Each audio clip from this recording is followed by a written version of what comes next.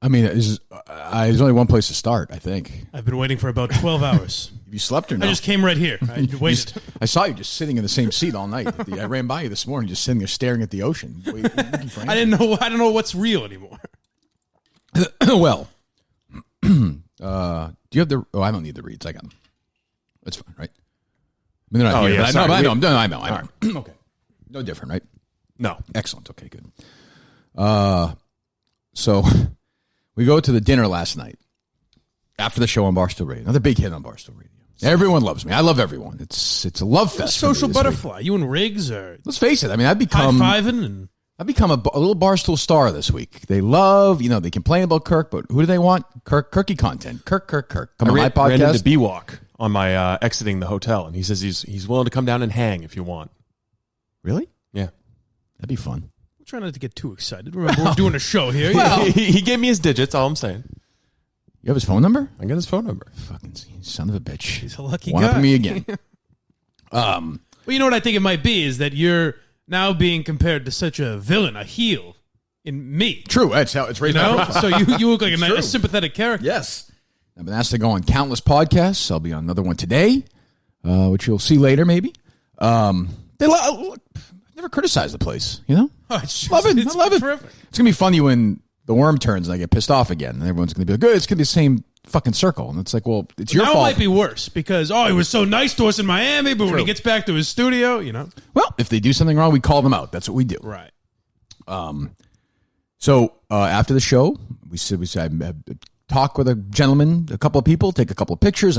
Steve is sitting next to a guy who traveled all the way down here, I think by himself, to watch the show. Am I wrong or not? Yes, he did. Okay. Wow. He was at the Sherborne Prayer Vigil. Yes. Oh, that's right. Mm-hmm. He was unemployed for a little while, got a job, decided, you know what, I'm going to take a little vacation before my job officially starts. He was unemployed for a while, got a job, and now he's flying down to Miami by himself to hang out and watch me. He's got a little extra spending money now. Seems totally fine. I don't have a problem with that at all. It seems like a normal behavioral thing. He was wearing a Kirk Minihane shirt. So he was wearing the Blind Mike shirt. Yeah. He was. Oh, was he? Yes. Good. A lot of Minute fans yesterday. I was happy to see that. I'm happy to see that. Happy to see that. Some more intoxicated than others. That's okay. Look, as long as you look, having young fun. kid, you're not driving. Do what you got to do. Right. That was not my favorite few minutes. It was Steve's, but that's fine. You seem to be enjoying it. So the show ends yesterday, and I saunter over to the dining experience where Mike is there and intern Justin and Steve, and we sit down and then break bread and have a nice dinner at the Mexican restaurant there. What's the name of it? You can actually look out the window and see it. Probably know. You should probably know that they're sponsoring. We're doing the shows from there this week. Anyway, it's tequila something. I forget what they call it. Doesn't matter. Yeah. I would term the first 15 minutes awkward. I didn't even really notice that. Maybe just because I'm awkward. A lot of talk, which is fine by me. I don't care.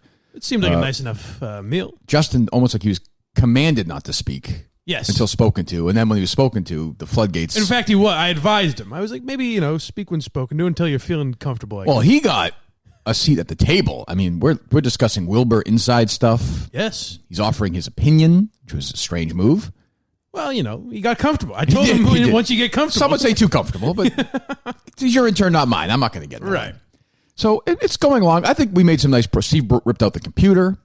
Made some nice progress on the Wilbur, I think, Steve. I think we did, yeah. I was expecting you to be like, Justin ordering the lobster ravioli. That's a bold move. He did that well. I mean, what did you order? The tuna tartare. Tuna tartare. Mike went from the kids menu, and I got my fajitas. I can't believe I got a quesadilla. I can't believe I was mocked by you. Well, it was actually on the kids menu, though. I first saw it on the kids menu. But there was an adult version. Sure there was, Mike. Sure there was. Yes, there sure was. That was too much for a child. You bet. You bet. Tell you that. I think they took a look at you and said, this little kid can eat. Look at this kid. You probably didn't see the waiter do a double check. He was like, the quesadilla? Really? I found it out when he said, here you go, little fella. Yeah, when he gave you the airplane feeding the first time. And so, we're sort of done with the Wilbur stuff, and we have, I think, a basic, what's the word I'm looking for? Outline? Yeah. Blueprint? Yeah, there you go, Steve. For it. A lot of people said you seemed upset on these Periscopes last night, Steve. Like you're thinking of leaving. I was just fucking bored to death by Justin. Well, we'll get there. Relax. We'll get there. We're gonna get there. It was a long fucking day. I was on the 13th hour of working all fucking day, and I have to listen to his boring ass talk about his list of 5 celebrities. Come on, that didn't happen till the end. Well, that's what I was saying. That's when I became immediately disinterested. We had a long road. We were actually there. We're now there. So dinner's done. Check comes. 4 people grab for it. I win. I said, hey, come on, please. Yes, you were almost obnoxious about it. One of those guys. Left the guy too much of a tip.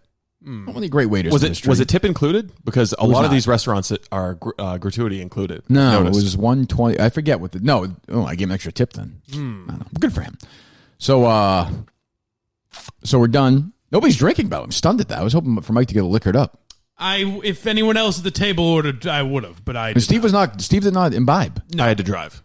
Yeah, he had to drive 2 miles, 22 miles, 52 miles, 100 miles. We're gonna find out in a second. We don't know. So, but I did look when I looked at Steve to order his drink first, and when he went water, I went water. What a duel! I'm a leader of men. Yes, you are. So I turn to Justin and I say, "Oh, by the way, the fuck are you talking about? Kobe Bryant being the greatest father of all time? You idiot!" That was when I saw your broadcasting skills translate to real life. Yes. Where there was kind of a lull in the conversation, and you just look at him and say, "Why the fuck are you tweeting that?" Yeah, like what are you doing? And I would have expected some answers that you expect when somebody asks a question like that. Yeah, I didn't expect the answer I got, which is that Kobe Bryant is one of my top 5 celebrities. Right. Which is a weird. No, it was. Let me. Correct you. Yeah, this is your world. He said, well, you got to understand. Oh, Kobe right. Bryant was one of my, as if, you have your top 5 celebrities list. I've got mine. It's true. It's also a moment earlier in dinner where it was dead silence, and Justin hadn't spoken to me yet, and he's like, "Did you go to the Norwood Hospital?" I almost reached over and punched him in the face, but I did not. Steve might have, I think Steve might have been in the bathroom for this, and I just heard a man ask another man, "So what'd you think of this mental institute?" Where I would have stayed 30 years ago. It's a good icebreaker. Like, what the fuck are you doing? I felt he seems like a very nice guy. Yes, and in the same style as me, I think he was very nervous. He didn't know. He did an excellent job on the video too. Yes, which came out very well. Yeah, too bad my sound sucked on it. But yeah, and that's why that video didn't come out. You sounded the best. Of really? Oh God, that bad. Yeah. So anyway, I say to him, "You have a list of celebrities?" "Yes." "Kobe Bryant's on it?" "Yes." "Who else is on it?"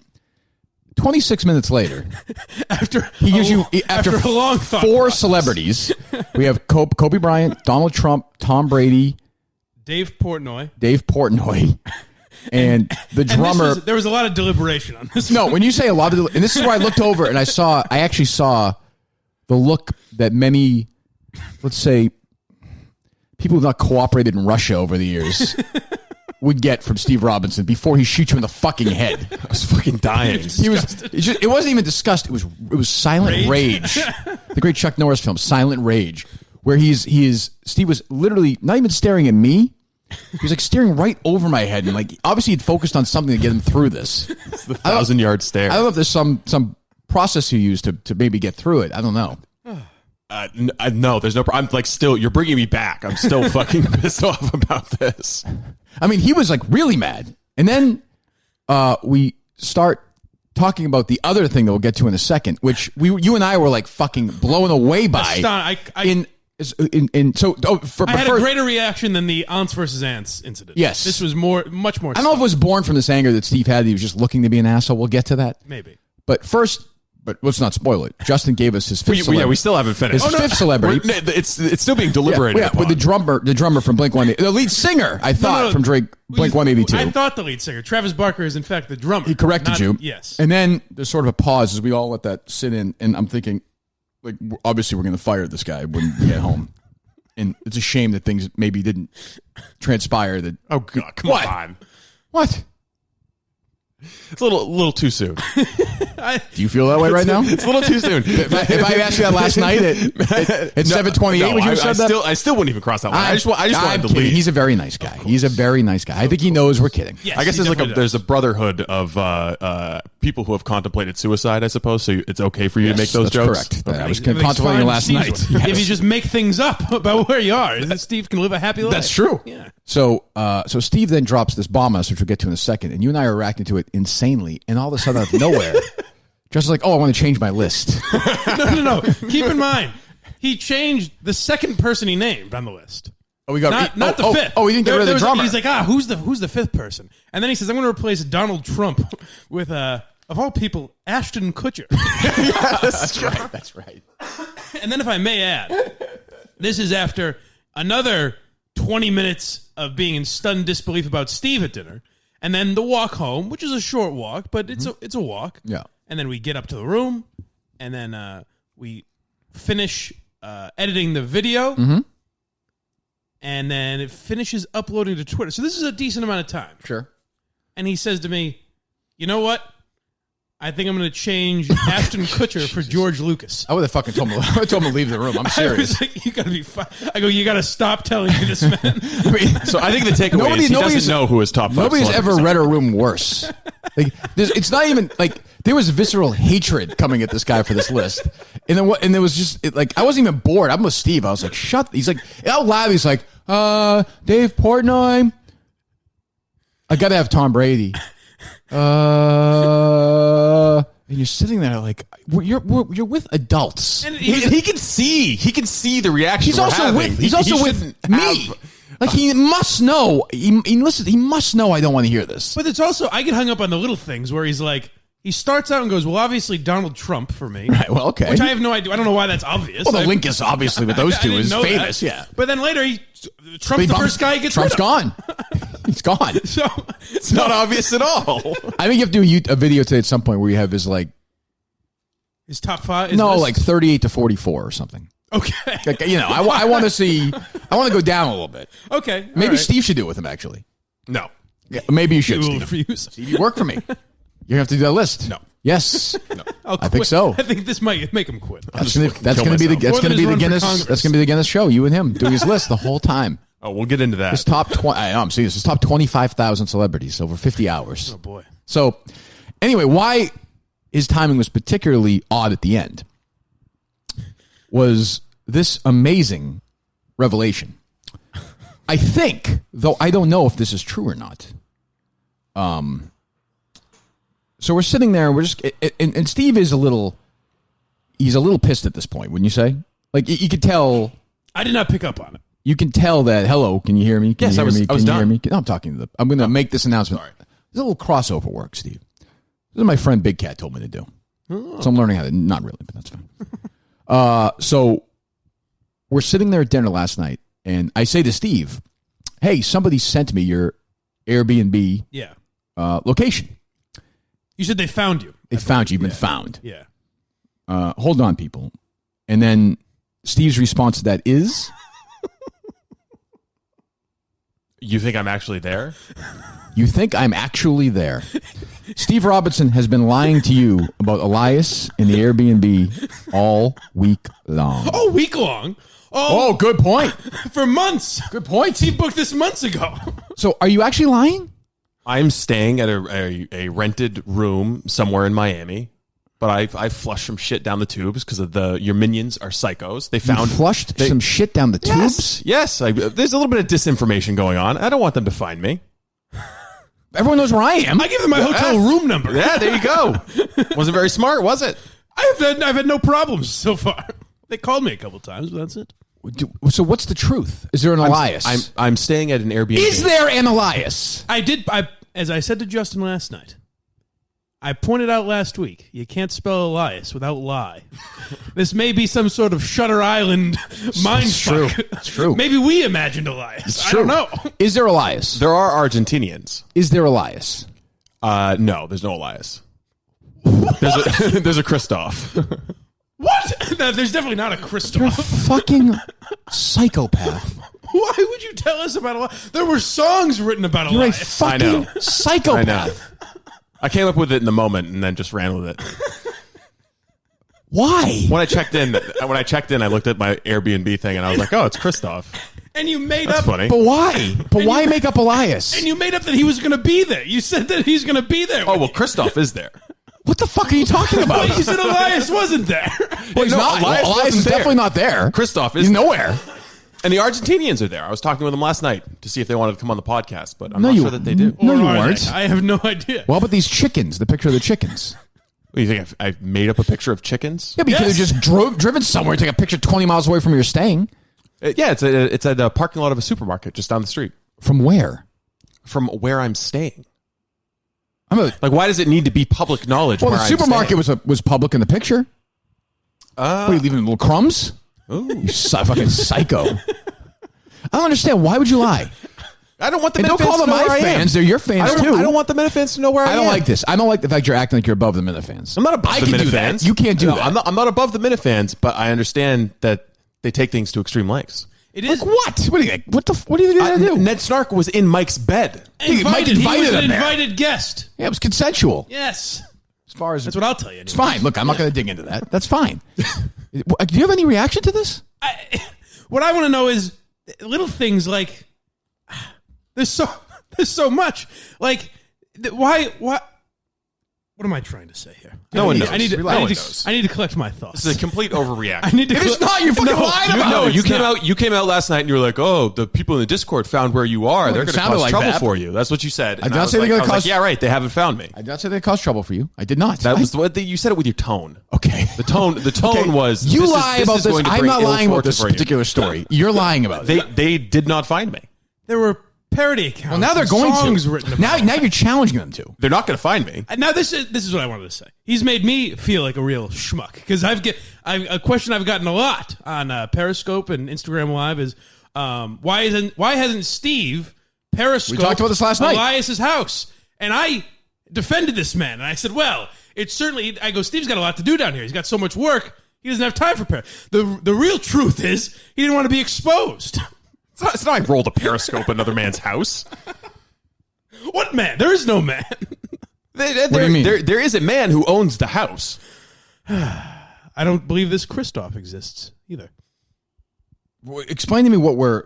I just don't understand the. I just don't understand the. thought process. You guys are just overreacting No. to the news. We're actually not. This is symptomatic of a now who knows what's real. Now this is No, you guys are just No, way no, overreacting. you because told us I this used because a- you wanted us to talk about it. No, I didn't. Absolutely. I did You not. said it last no, night. you were gloating. put it this No, way. you were gloating. No. You were like, the Minifans found you. They're going to cause Gloating? problems for you. I didn't say that. I didn't say that. You did too. You were like, the Minifans. Mike, did I say they're going to cause problems? for Why me? did he say? Why did he bring it up? I thought you were almost overly you said the Minifans found you, by the way. Almost like you were preparing. Well, I just thought it was funny. Batten down the hatches. I assumed they're not going to do anything. They call you. They're not going to do anything. Well, they already have my fucking phone number. What are they going Right, to? so what are you worried about? They're going to Are find. you going to fly down to Miami and Christoph? kill you? As far as Mike Perhaps. and the Minifans scheduling goes, there's not enough down here to really attack. Yeah, I mean, I've tried to find him. Believe me. Well, you've got an assignment today. What's that? Find You Steve? have to find Steve Robinson. I'll do my best. You're Tommy Lee Jones and Justin is Joey Pants. You're going to hunt down the fucking fugitive. All right. I find expected it. that to take place a little bit sooner, so I shook a few tails on my way home last night. Oh my What, do you goodness. change cars? Driving around, yeah. Jesus Christ. All right, how Misdirection. far are you from here? A couple miles. You said it was like a 20-minute drive. miles. Yeah. Is it a You're 20-minute walking drive? Yeah, depending on traffic. Well, I mean, you can say for anything. Yeah. If there's no traffic, Yeah, how there's a long? man laying in the street. It'll take me about half an hour. I'm telling you, you're dealing with somebody who's been trained by the KGB. I'm fucking convinced of this more than ever now. This is worse than because there are times we've overreacted, perhaps, especially looking This is back, one of them. Looking You're back saying you're now, dead wrong. Looking back now, Call somebody. Call fan. there are times where it seems like we overreacted. Like when?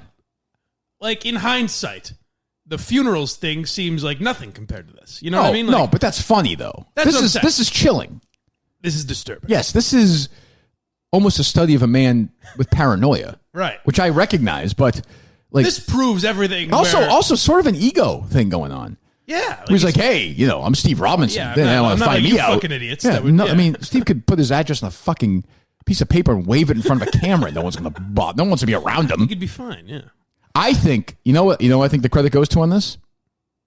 Who's that? Intern Justin. I think he broke Steve with his boredom last night. Wow, Got him maybe. angry. I think in his anger, There was an element of that. I think in your anger, like, yeah, I'm fucking not even staying there. They Fuck could you. use him for terrorist That was probably the investigations. worst torture I've ever experienced. I think now you talk about overreaction. He's overreacting about this.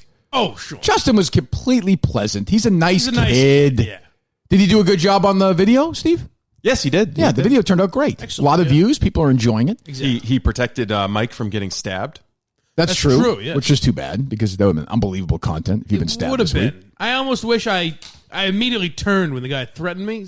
I almost wish I stayed for a moment. I had the same He's got thing. a record. It's happened to him. I heard. I had the same thing. Not that guy. I've seen that guy a couple times. But another guy yesterday, I was walking over just after the show, and another like homeless guy was like doing that thing where I was going one way, he was going the other, trying to like block me from walking, and I was like, what are we fucking doing here? Yeah. And I'll admit, I'm like fucking freaking out. Yeah. I could pull a gun. I don't know. Yeah.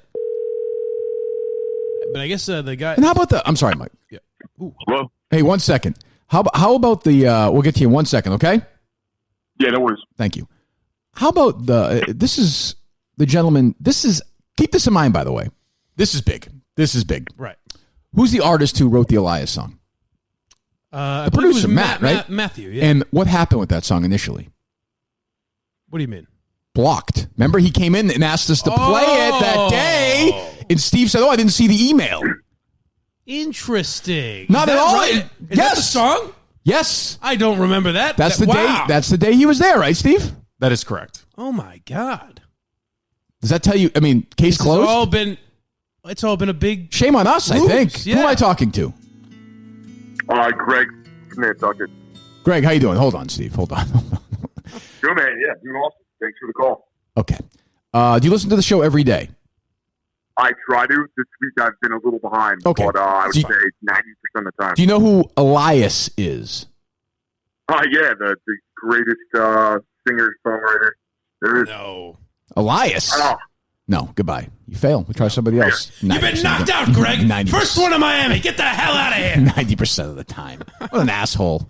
Oh, come Try on. somebody else. I want somebody's actual visceral. Because Steve, we'll see who's overreacting here. You know, because they're just as likely to take your side as mine on this one, I think. Yeah, sure. Well, I think it's possible. I mean, yes. I think if you just call you people look. and ask You them, actually look. First of all, you look great in the Miltons, but you look rattled in the Miltons right now. it's the most disturbing.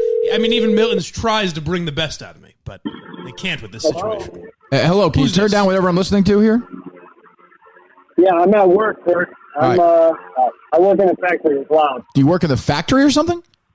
Yeah, I do. It's loud in here. All right, we'll try you later then. Goodbye. Go back to what you're doing. God bless you. Yeah, we need a crack squad on this one. No Factory whistle blows. Man takes his lunch, walks out in the morning light. It's the working, just the working life.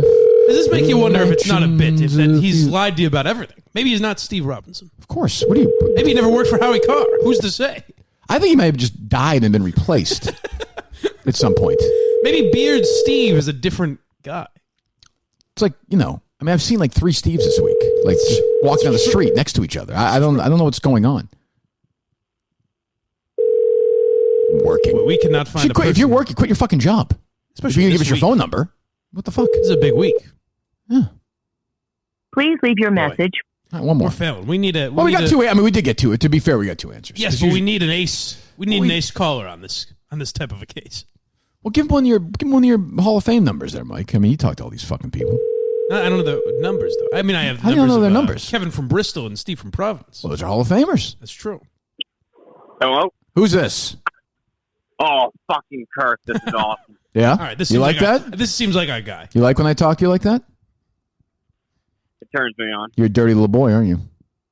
Oh, you know it. I'm a little hot dog boy. Yeah, you are. Why don't you pull down those pants for me while you're at it? Oh, Jesus. Yeah, I like that. I like the way you talk to me. Thinking about you all the time. Anyway, good morning. So, Good morning. so anyway, It gets uncomfortable when they don't respond, huh? well, I was in the moment. Jesus, it's lonely in Miami. So, you listen every day, I presume. It sounds like you do. Oh, yeah. Okay. Do you know who Elias is? I do. Who's Elias? Elias is Steve's Airbnb roommate. Well, Au contraire, my friend. technically Not true so if, fast. if you listen to the show every day. Let me ask. Steve says we're overreacting. What's your name? Kevin. Kevin. Steve has just told us. Why don't you just tell Kevin, Steve? Go ahead. Elias was a clever ruse designed to throw people off my trail, Kevin. Translate. Elias is a lie. a myth. Steve has been lying about where he's Elias does not staying. exist. He's lying about Elias. He's lying about everything on this trip. That's not very surprising. Oh, wow. Really? Do you think we're overreacting to be shocked at this or no? That's maybe. a yes. I mean, you That's never, a you yes. never can tell That's with a Steve. yes. Thank you, Kevin. Yeah, but thanks, Kevin. Thanks, buddy. See, have a good It's an one. honest answer. We can't But think fault about you Kevin. later. No, but here's the thing, though. Like, Steve's like, yeah, hey, I lie all the time. Expectations should be low. That's not how it should be. That's true. I mean, that's not a great defense. I think there's a difference between a lie and an intentional misdirection. I don't think there is. Yeah, but how would Elias add to the misdirection? Because if you're searching for an Airbnb, you might be able to search. I guess the search engine might pick up the He's name of stammering the now. operator. Kevin Francis Robinson. He's stammering at this point. I like that the whole argument when you and Steve got into a fight is essentially because Steve gave the real names of his family members. But this, he gives a fake name. He has the presence of mind to give a fake name for some reason. He's protecting his Airbnb owner, but not his own family. It's true. It's very weird. That's true. Is Christoph going to sit you down and say, hey, listen, you can't talk about that in the show tomorrow? I don't know. He is very rules oriented. Is he there? Yes. He is there. He's very rules oriented. Is that a lie that he's He there? was on the couch last night watching a movie with his lady friend. What was the I movie? presume. It was actually What a house. Yeah, what the fuck? First of all, it's not true, so don't fall in. Don't. Wait, so why did you tweet Elias is not here at the beginning of the week? because he wasn't. I understand he's never been there, but my point is if Christoph is there. Well, neither Christoph nor Elias were there at the beginning of the week Okay. Why don't you just say Elias is there when Christoph is there then? because neither of them were there. No, I'm saying once Christoph arrived, why don't you say Elias has arrived? I don't think it was necessary. Well, The Argentinians were the more captivating what in part this of the conversation Airbnb. is necessary? What the fuck is wrong with you? So, did a Minifan find someone named Elias that runs an Airbnb? They found an Airbnb. For all you know, by the way, they found the right address. They still might have. That's what I'm. you don't even that's know. What I'm getting at. They You still have may no have. idea. Right. I don't think they found me. Well, how do you know that? Because he's not staying in Are Miami. you at all. daring them to find you? Sure. So then why'd you even lie in the first place? They can try and find me.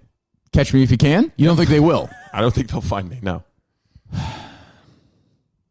I don't know what This to is a say. mix of two Leo movies. Underrated. Catch Me If You Can and Shutter Island. Yes, and 7. Fucking Usual Suspects. Yeah. I mean, this is and Silence of the Lambs. It is a. I'll be fair. This is, by the way, the town of Dexter, not Dexter, Maine, but Dexter Morgan from the TV show Dexter Miami. Ironically, I think there's a 12% chance Steve has killed somebody this week. Oh, without a doubt. Yeah, I think that number might be a little low. if we're I'm being honest. conservative here. Well, you see him during the day, right? I No, have I not haven't- much. Not much. When I leave this show, I have not seen him once other than dinner last. He's been no social media presence. I take that back. I saw him once at where they do Barstool Radio. Sure, you did. I'm sure that was him. Maybe. Yeah, I don't know. Believe that My if you eyes like. are not Believe great. that if you wish. But I would be the What do you easiest mean? person for No, him to no pull a social ruse media on. presence. I've been tweeting out from the show account. no, I'm saying you've clips been of doing everything. nothing. None Not of as your yourself. activities that we Steve and I Mike, tweeted out a picture of chickens. Well, Mike and I have been mean- doing a lot of periscoping. We've been doing a lot of that. What I'm saying is, what? So when the show ends, we don't know where you are. You could where are be you? Where were you at 3:00 yesterday? At 3:00 yesterday, I was sitting by the radio area. How about 2:00? Sitting by the radio area. 11:00. Well, we were here. I was here. I had to tear down the studio and then put the studio back together. Okay, you sound like Colonnade now. 1:00. 1:00, I would think I was getting lunch at the Hello Mexico restaurant on Espanola Way. Let's break down every moment since you landed. I'm willing to do it. There's a lot of holes in this story, my man. A lot of holes. There are no holes. Well, you just admitted you lied about something. That's a hole right I there. think it was a lie. I That is- Steve, that's left a lie. little, Steve, little trail, lie right little in it. trail of Steve, misdirection so Steve. that the Minifans couldn't find where I was. Steve, just admit you lied. I intentionally misdirected.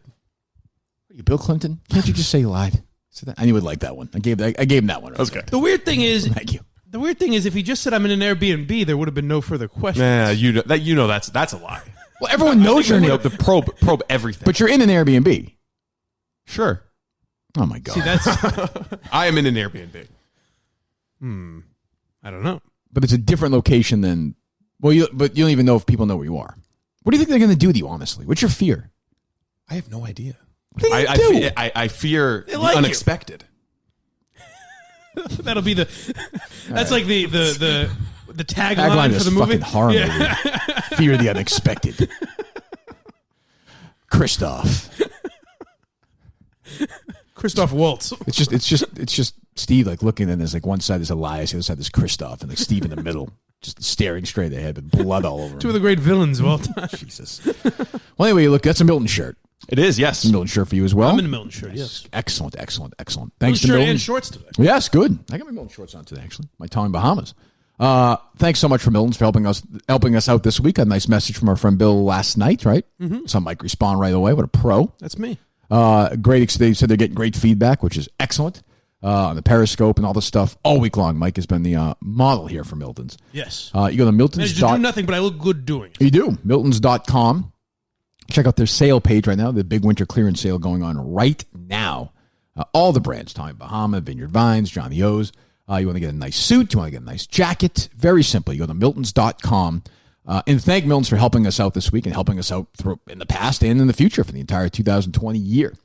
2 stores, Chestnut Hill Square and Chestnut Hill, and the South Shore Plaza there in Braintree. If you're in the Massachusetts area, check them out. Or as I said, go online to Miltons.com and get some great clothes today. Thanks so much to our great friends at Miltons. Go to Miltons.com. Do it now. All right, we'll try and move on. I guess. I think it'll be the next 2 days that'll be over us. It's like a fog. It's longer than I always thought. be in our minds. It's 1:30. Jesus, I didn't think we were going to spend 5.5 hours on that. Where do you boys want to start? Steve, go ahead. The floor is yours. We can actually start with a parody song if you want. Sure. Yes, please. You heard this one, Mike? I don't think so. I have not. Good. Hold on. You've been knocked out. Oh, okay. Damn it. Oh, let me bring this up. One of these parody accounts is threatening to dox this gentleman. Really? Oh, yes, I Yes. did see that. Why? That would be very bad. Fucking don't do that. That would be very Reach bad. out to this guy. He knows who he is, he said. Well, why would you want to dox him, though? I don't know. Then Don't maybe do he'll that. stop making songs. Don't do that. I think it's the early Kirk Min one where he has like my old radio and my old stories and stuff, that guy, which is a funny account. We like him. But don't dox this poor guy. Why Wait, are dox those anyone? hockey stories yours? Yeah, I wrote them for... Oh, okay. It's funny, so that's like the late 90s maybe? Oh, wow. Early 2000s? Yeah. So Rob Bradford had like in his house. It was actually a good idea at the time. He had like this syndicate where, let's say like not the major league teams, but the minor league teams were playing on the road somewhere. Mm-hmm. Rob would grab a reporter from that town, pay them X to write a story, and then ship it. He'd almost be the go-between between like the paper, like whatever, Okay. And so I would do some of that for him. But the trick was he'd do a lot of it from his house, and he'd just pretend like he'd find somebody he knew to grab a phone, and they'd send him the scores and would write the fucking story around it, get some quotes from like another reporter there. I'll give Rob credit. I hate to do it. He fucking hustled his ass off back then. Like he would do 20 stories a night. He had this Hometown Publications, it was called. So yeah, they're funny. I mean, reading this because you would those stories. I would have my phone in my ear, and you'd get this. There'd be another guy that Rob knew would be holding up the tape recorder for some coach's press conference after the game. He'd just be fucking firing away these quotes because some of the stories, if this guy keeps going, they'll be in like fucking China and like Vancouver and all over the place. Right. But anyway, so that's the guy. Yeah. And he's threatening. We can start the song over, I guess. He's threatening. This is like doxing Beethoven or something. Yeah, there's no need to do it. No, God forbid. What if the guy's like, I don't want the public? Is he going to be at the Wilbur? He does not want the But publicity. he's going to Wilbur though, right? Yeah, he's going to be performing with us unless this guy fucks it up. This is what I'm saying. Yes. Right. Don't do that. Don't. He has expressly said, I don't have a Twitter account. I don't have a social media following. I don't want any credit. I just enjoy producing the What music. What are we doing? Don't ruin it for all of us. No, that would. I'll tell you what.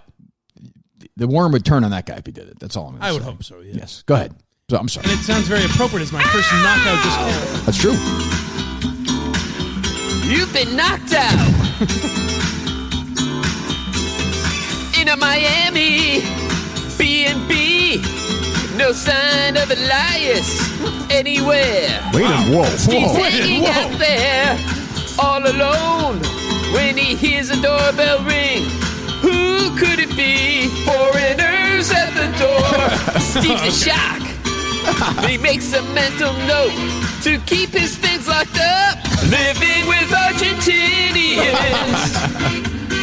Steve's confused. How could Trump let this thing happen? Living with Argentinians.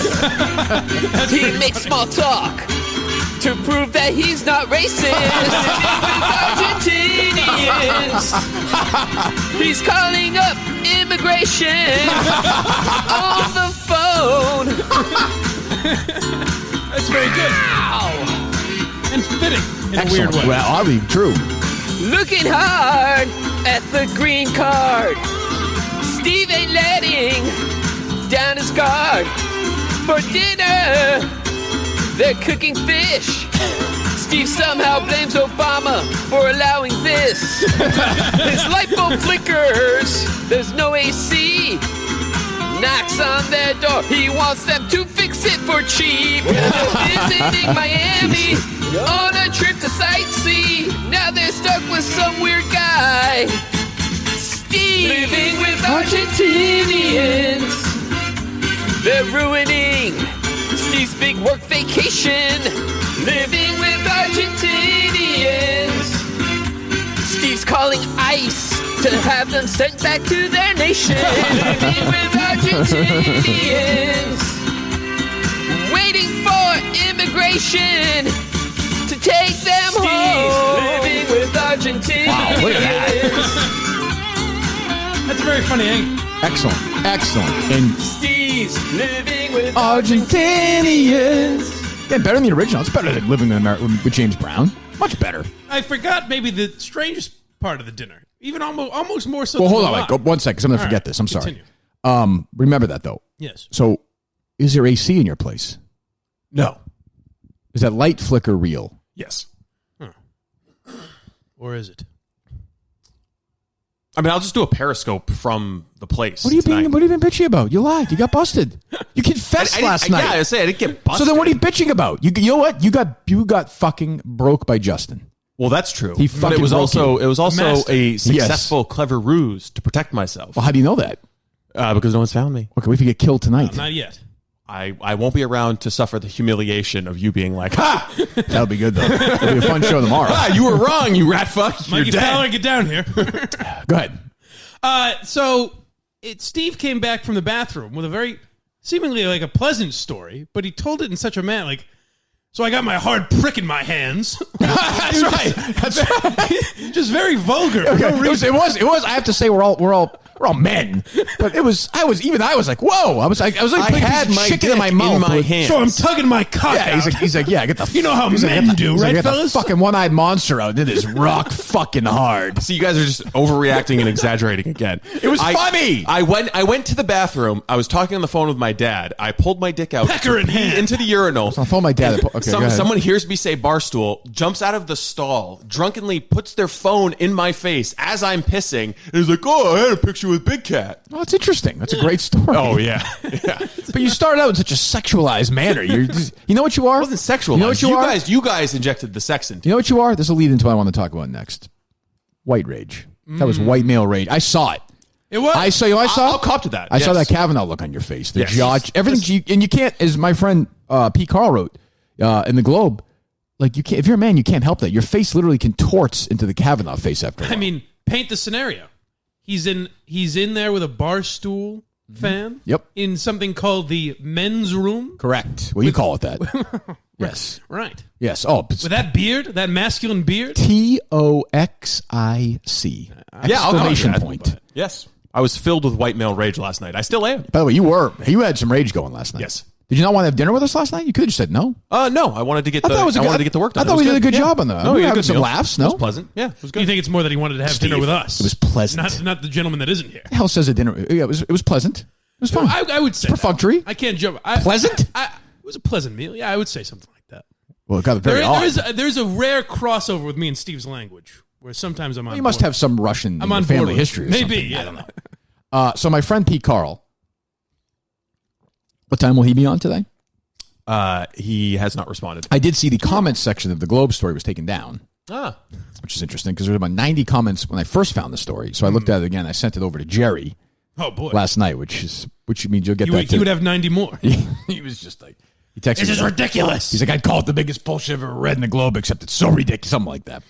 Jerry seems to me like a guy who has his own account to comment on Globe stories. I don't know. Oh, I could see that. Maybe, but yeah, I don't even think you know how to. I don't think you know how to work that. To pull that Cal Jerahan. something like that. So Pete Carl is back, becoming a man in the New York Times Magazine. Wow, moving up in the world. Fucking, they are shooting this story to the moon, huh? No pun intended in my fine company, but Yes. I mean, they are giving it the full fucking, and none of it, well, not none of it, a lot of it is bullshit. I almost think because we do so much stuff that this didn't get much reaction yesterday. Because I think people are just like, yeah, they just lie. Yeah, that's true. I think it was kind of a muted reaction, yeah. I think people are just like the well, global. also, we didn't, I mean, we didn't fully talk, like we talked about it and then Jared came in and we got distracted. And also people know that they're looking forward to another 2 hours of content from you. Right. What do you mean? On Barstool Radio. Oh, well, we aren't going to do much of that in Barstool Radio. No. No. You should bring it up with Gronk today. Oh, maybe I will bring it up today. I was waiting for you to bring it up with Carabas. Carabas, what do you think about this? Oh, yeah, I don't know. Yeah. He would have some good thoughts. He's a big news guy. We heard that yesterday. Yeah, he's more of a history loves buff than I news. would have thought, though. News in World War II, yeah. Actually, the Barstool guys this week have been good. Carabas was good yesterday. Very laid back, but good. Like, he gets it. Big Cat was great. And KFC's the story of the week. I mean, let's be honest. Sure. Entertaining, for sure. And tomorrow morning, Casey Smith will join us. Oh, boy. Oh. Yes, she will join us in studio tomorrow morning. You want to tweet that out for the people, Steve? I'm give them a little. And then I believe we have another guest later on in the show, correct? I have heard. Yes. That's a very funny gentleman. Yes, I think Jim Murray's going to join us later okay. tomorrow, right? Yes, I think. I mean, All right. what I didn't know if anyone else would be. I mean, listen, what the fuck are we doing here? Right? I mean, we want Jim to come in. Yes. He's coming later in the show, right? As we wrap up the week, we're doing it from location unknown, but because we're still in this other room today. We have one more. This is it, right? Yes, this is our last day in this room. Oh, wow. It's been quite a run. Did you read the Pete Carl New York Times story, Steve? Yes, I actually I had it. I discovered it yesterday, but it's a couple days old. Oh, okay. Well, still, this is what we do. So a new one. She's moved off driving. I mean, it's kind of Sorry, it's kind of the same stuff. It's just the Well, it's Cullen-esque. Well, there's a few more stories though. Yeah, Yes. yeah, but that's what it is. It's stuff that would be impossible to verify or fact check. So that's the thing. That's what Jerry's like. He's like, is there any way you can Cullen her? Been Cullened Him. Well, that's not what he said. I'm just being accurate. Here. Okay, gotcha. No, he said him. I'm trying. So, I mean, I'll just give you the first page or so. Please. It's April 2018, and my wife of 20 years, Lynette, and I. So when P was identifying as a female, he was a lesbian and married to a woman named Lynette. Gotcha. Okay. Lynette and I are on our way to my parents' house. This is our first cross-country drive since my transition. We drove Interstate 90 from Boston through New York, Pennsylvania, Ohio, then finally to my childhood home, Elkhart, Indiana. I will give my first... That is a Mike Geary cross-country drive. That cross-country drive is actually from, say, Massachusetts to California. Yeah, but we can let that one slide. You understand what he means. I'm just saying. Yeah. Though I'm 51, I'm outfitted as if I'm in my mid-20s. The decade of my life I mourn missing as a man. I'm bearded, wearing overpriced sweats, exclusive sneakers you have to compete to buy before they sell out, and there's always a Chicago Cubs baseball hat. I've been there. My integration The into sneakers. the straight white America of middle-aged, middle-class couples who road trip across America is seamless. I don't even know what that means. It's seamless. Well, also, like, I don't know what the straight white American couple who travel, what the fuck? Like, what does that mean? It's easier. Does that mean You've done a cross-country drive. many times, but this isn't 1936. You've seen how, like, when you're driving, sometimes minorities and women pull over for you. They do, which is nice. Please, right away, sir. It's true. That's a good point. Every time we stop, some white man starts a conversation with me. Mm-hmm. Lynette is in disbelief. You're such a guy's guy, she says. I just don't get it. It's true. I fit right in with all the white dudes along this interstate. The guys who really love to chat it up with me are usually about my age, maybe a few years older, but they think I'm a younger man and talk to me in some version of fatherly bro. So I've driven cross country 7 or 8 times. There are many times I don't speak to anybody in the course of a day except ordering a meal and getting gas or something. Sure, but you're antisocial by nature. That's true. Imagine just writing that, honestly, all kidding aside, and being like, every time we stop, some white man starts a conversation with me. But I don't understand. That's true. We're driving again. He is a white man, right? Mm-hmm. And I would assume at heart always has been. Or is that not how that I think so. works? I don't know. But I don't believe this guy was like, you know what? Fuck, today I'll just be a man. Like, I think this is a lifelong struggle. Right. You don't? Yeah, maybe it was. But I you mean, don't? You just think they just... Oh no, it was definitely a psychological struggle, I'm sure, but I just I don't buy into the gender ideology stuff. Okay. Well, I do. So we can... I don't care. You're welcome to say it. We can agree. This is what we do. We can agree to disagree. No, but I mean we know from past experiences that there are certain opinions around that you're not allowed to express. I think you I think are. you can say what you want. I think you can. Yeah. So let it fly. Yes. Especially if it's a conversation like this, Look, where it's not here's the thing.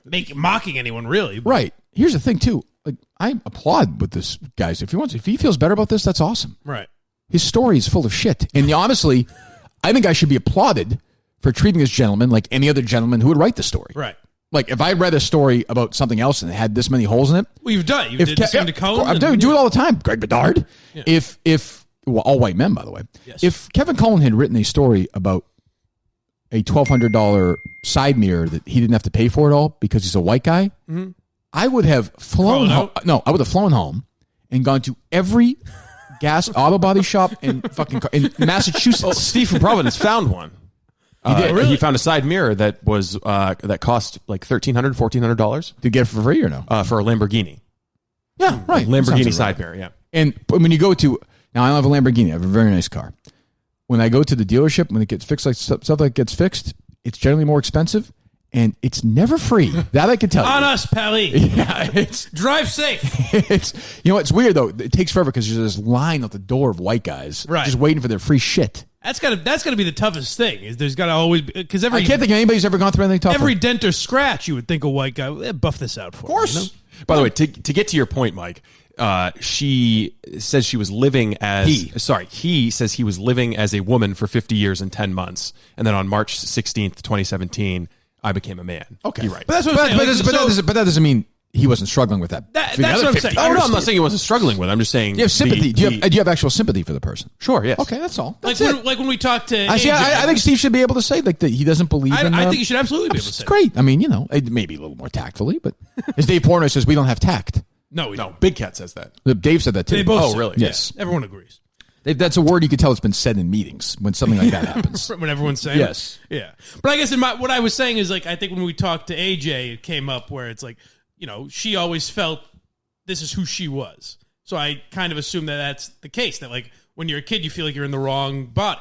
Right. But this writer is kind of acting like that's not like one day he just decided he was a man. So listen, right. But this is where this person is full of shit, and the media are a bunch of pussies because they won't call this gentleman out because he has transitioned. To me, that's unfair to that community because you're treating them almost like they're children.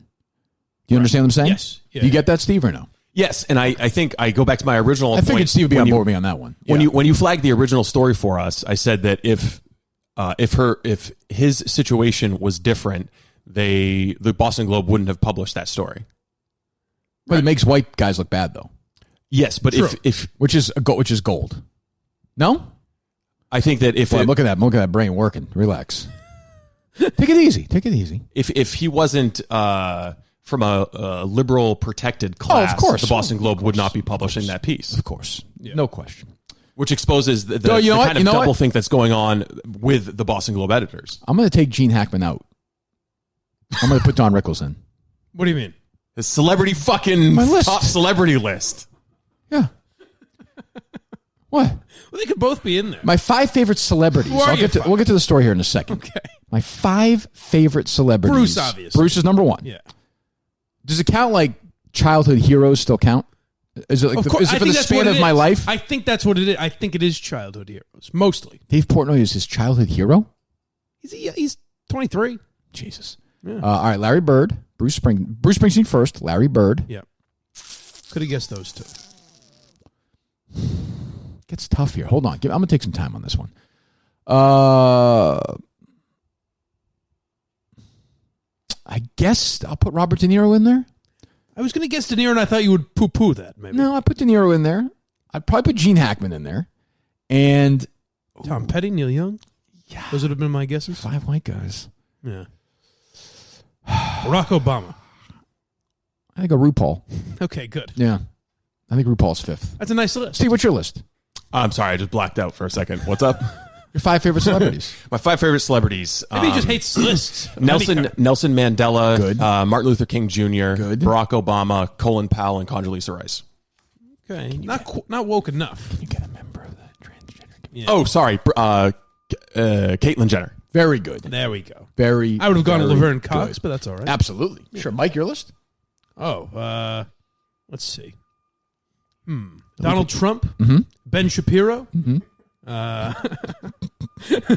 Milo Yiannopoulos, Alex Jones, obviously. Yeah. Ari or no? This week I think Ari Shafir moved in there. Yeah. I like that list. That's the Kirk Minihane show list right there. Justin, did he update his list again after the who he put in last night? He's texting me. George Lucas. But he may have gotten bumped out. And just so if Justin's listening, that's the speed at which you can deliver your top 5 celebrities list. It doesn't need to take fucking 15 years. That was purposely slowed down. Yes. But he takes it very seriously. I named 5 alt-right men in the matter of 30 seconds. Well, he got some help, but he couldn't name people he loves. Well, maybe he was just really thinking about it. I think Ben Shapiro's alt-right. Well, you know what I mean. George Lucas. That's who they I think being very loose with terms. Yes. George Lucas? I guess if he's a Star Wars fan. I can't believe Ashton Kutcher was in there at all. That's very strange. What the fuck has Ashton Kutcher done for 10 years? A couple of Punked, shitty I guess? sitcoms. Yeah, and, I don't know.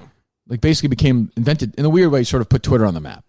Twitter and Punked was funny. Yeah, but I mean, that was kind of. But I mean, it wasn't that funny. But he was probably too young for that. Even. We should spend some more time on this later. Let me get back to this. Let's get back to it. I mean, that 70s show was pretty good. It was good. Yeah, it was good. All right. No, great. So they pull into a Hampton Inn in Ohio, and he writes, "We meet John Bolton and his wife. It's not really John Bolton, okay, but he looks just like a slightly younger version of him. Bushy white hair and what they call a walrus mustache. Now, I would say at that point, that's a nice way of dancing around the fact that you're not going to name this pretend person. Because normally you'd be like, I ran into this person and his wife. But nope. Mr. Bolton's relaxed fit jeans, golf shirt, and white Reeboks make him indistinguishable from all the other 50-something white men that we've seen pulling off the interstate. Oh, yeah. I hear you. He sees me get out of the car with a bottle of small patch bourbon. He and his wife are pulling pillows and sleeping bags from their Hyundai as if they're on a camping trip. They have done this drive before. Hey, he says, smiling. Don't be partying up too loud tonight. We have to pull out of here early tomorrow. You a Cubs fan? Yeah, I reply, since birth. Grew up in Indiana. We don't have our own baseball team. No kidding. We're from Noblesville, about 45 minutes out of Indy. You know it? You bet I do. They had a pretty good basketball team when I was in high school. I'm from Elkhart. I'm amazed that they're able to quote these people so exactly. You know what I mean? Like, this is just a lie. This is a fucking lie. Did you read the part about the Lyft driver? Yes, we'll get there. I read this like 6 times last night. So there's something I was thinking about last night just with these type of stories. Hey. Please. Don't be partying up too loud tonight, crazy guy. From one white guy to another, I know how we get. I try. Don't be too fucking crazy. I see that bottle of small batch bourbon you have in your hands. It's a little wacky in my room, but... Guy staying in the Hampton in the middle of Ohio with his wife on a weeknight. Don't go too crazy tonight. Hey, you a Cubs fan? Sure, I know where that is. They have a pretty good basketball team. Hey, all right, white man, I'll see you later. This is, I said this yesterday, this is the Mr. White's, this is it. Yeah.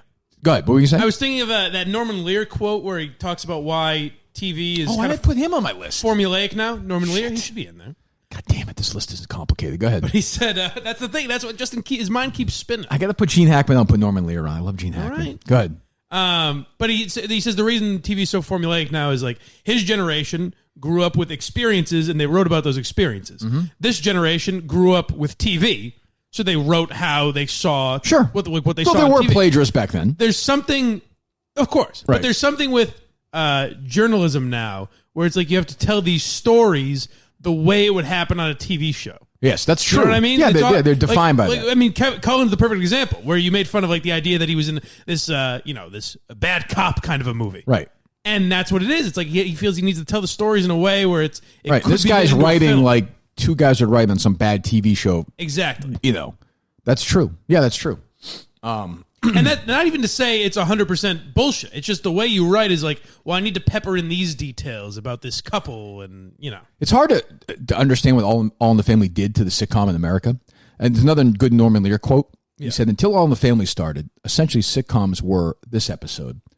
The wife's at home, the husband calls her from the office, the boss is having dinner at the house tonight, and the wife burns the pot roast, and they're about 10 minutes away. Right. And that's every single sitcom episode in some form or fashion, ever until All in the Family started. Brady Bunch, I Love Lucy. Yeah, sort of like anything from the 50s and the 60s, Dick Van Dyke, all of them. And it fucking blew it out of the water. You know what? Norman Lear's on the list. All right. Hey, Carol, here's the problem. You're going to keep thinking. It's true. I mean, I like to put David Chase on the list, but I'm as an adult. It's hard. Right. That's tough. Boy, it's a good one. To leave Neil Young out is tough.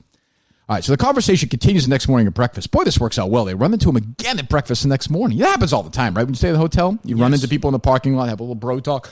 But the next morning at breakfast. I've run into that gentleman with no hands who stabs people with scissors a few times. That's true. Yeah. We're heading out early. Lynette and I learned that Mr. Bolton and his wife have been on 4 cruises all to the Caribbean. Cruise is the only way to vacation, he tells us. You have to try one. I'm surprised he didn't just give him a free cruise. I thought he was going to write that. The local Fox... Go ahead.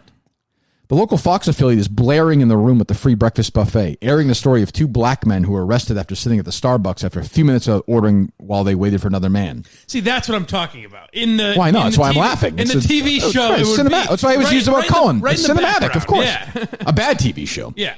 There are 2 other white couples eating waffles and boxed eggs, and we all look at the screen. Then everyone around us quickly looks away. Yeah. Mrs. Bolton starts to choke on her bagel. Oh. Mr. Bolton stands behind her and says, "You need me to hit you in the back?" He looks at me. I like to have an excuse to hit her. What? I mean, why is this not the biggest story in the country? What the fuck? I mean, why is this not the biggest story in the country? So his wife is choking. This guy who I presume, like this pretend person that Pete Carl is writing about, who so far seems like a nice enough, I understand, oblivious white guy who doesn't understand the terrible things happen to other people. We've painted that picture. His wife, who I presume he would love, this fictitious character, is choking on a bagel, which is, I remember when I was when Kate was very little, she and I went out to eat in California, and you cut up at that age, you cut up the meatballs like crazy, right? Mm-hmm. She loved that. I cut them all up, little pieces, and she started choking on her meatball for like a couple of seconds. And you said, "Hey, broad, you need to give me I'll give you a smack. Get over here." No, I didn't do. No, I did. I turned to somebody else and said that. Oh, okay. Yes, my buddy from the night before. I love hitting my daughter. The amount of panic that goes in your body in those couple of seconds is your sheer panic. I would imagine. And everything turned out fine. But like this guy just kind of casually, "You need me to hit you in the back?" I like to have an excuse. This story is fucking insane. You're thinking about it in too broad a term. I would say even this. Why would you phrase it like that? Because do you need me to hit you in the back?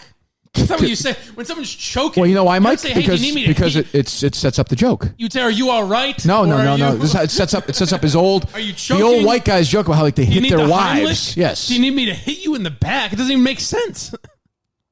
I mean, is there any way, and do you believe with any portion fiber in your body that this story is true in any way? No, there's nothing in this story that's true, but liberals are predisposed to believe it's true because it hits on all of the themes. It gives you everything you want. It confirms everything they believe about the world. In the New York racist, Times, it's sexist, the home blah, of blah, Jason blah. Blair, the New York Times is, again, it's in their magazine, which millions of people still read, whether it's online or whatever.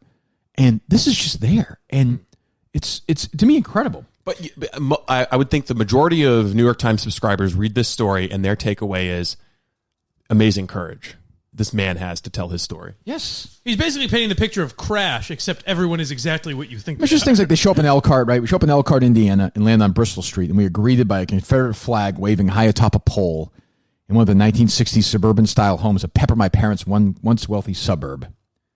I mean, you know, my MAGA signs are in full bloom as we turn into my parents' driveway.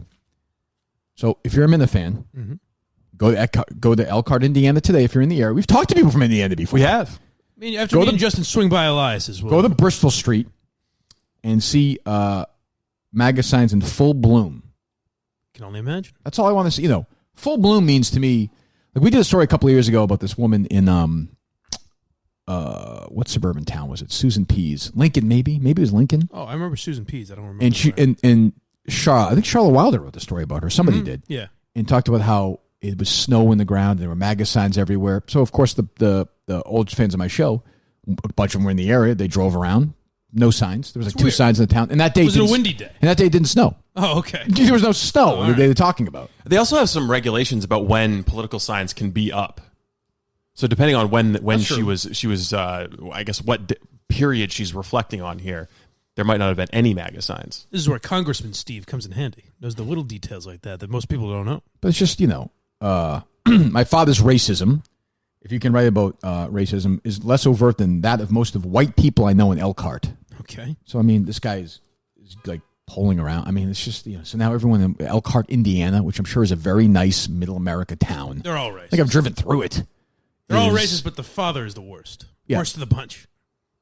No, the other ones are worse. The dad's less overt. I thought you said most overt. No, unless you consider sneaky racism the worst kind of racism. Well, that's true. I kind of do in a way. It's a good point. Yeah. I mean, let me see.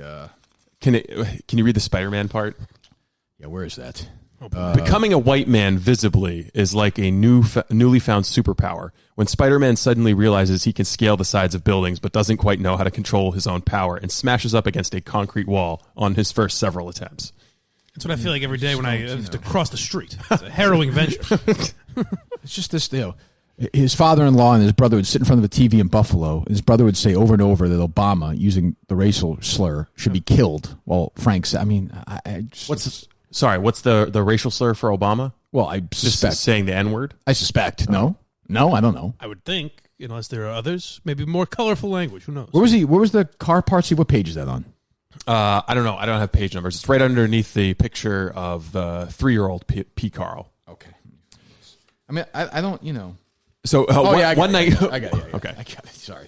I'm in one way becoming a man. And by the way, like, it's going to get lost in the, like, I'm thrilled that if this man is happier as a man, that's the greatest thing. It seems like he's not at all. It seems like he doesn't want anything to do with being, which is interesting. Yeah. Like, it's interesting. If story was told without this bullshit, it would be interesting. Right. I'm more interested in the wife's perspective. Sure. That's interesting too. I am in one way, quote, becoming, end quote, a man, but another way, I've always been one. And I'm trying out all the ways to live as one. Some good, some bad. One night I was in a lift talking to a guy who was a dental technician trying to join the Navy. He said he was doing it for his woman. I think she's the one, he said tentatively. Then I want your money. And I've told her I haven't got any, but I'm making her sign a prenup anyway. I heard myself say, yeah, man, I feel you. All that bullshit about women's rights. He laughed and said, yeah, you know my man. You know what I'm saying. I tipped him $10. I gave him 5 stars to let me indulge my inner sexist jerk. I mean, so first of all, he's a dental technician and he's driving for Lyft. He's a dental technician getting ready to. You think so? Sure. I thought dental technicians make pretty good money. Steve, I wouldn't get caught up in like the whole story's a lie. That's what I'm saying. But it's not even a believable lie. But it's almost so comical. Like, that's the stuff I would say to my girlfriend to make her laugh. Yeah, like, it's a joke. All that bullshit about women's rights. You know what I mean? Like, no one would say that in earnestness. Can we call the New York Times and speak to somebody in the fact-checking department? I strongly doubt it, but we can try. Let's give it a shot. Or the Boston Globe, because I don't. Well, I doubt the Boston Globe will. Well, I mean, sure. They have a main number. Yeah. You know. I mean, this is complete. Not all of the story. I'm sure the struggle is real, but there are large works of unproven things that have to be fiction. Now, Elkhart, Indiana is. Let's go find that street. There are Minifans out there in Elkhart, Indiana. I would assume. Well, we know we've talked to a couple in Indiana already. Yeah, I've seen it. So let's go find out. Let's go on that street and take some pictures. Get to work, folks. In full bloom to me means like all over the place. I would think almost every 2 signs on the street yard, is not, And by the way, Trump won Indiana, right? Yeah. I would assume Pence. Well, the vice president's there, yeah, but the Republicans win Indiana usually anyway. But like, so what? I don't. I mean, I just want to. I want to talk to somebody. I would just like to talk to a newspaper fact checker in general. Anybody, maybe we can do it tomorrow. I know I get too caught up in this stuff, but I actually don't think I do. I mean, this is the New York Times. This is the Boston Globe. And this is these papers making up things about these white men being evil. And, we'll just be called angry white men because we're trying to defend them. Also, doesn't it seem odd, maybe I'm wrong about this, but if everyone on your street has a Trump sign up, why would anyone have a Trump? Like, if everyone's already voting solidarity, baby. I guess, yeah.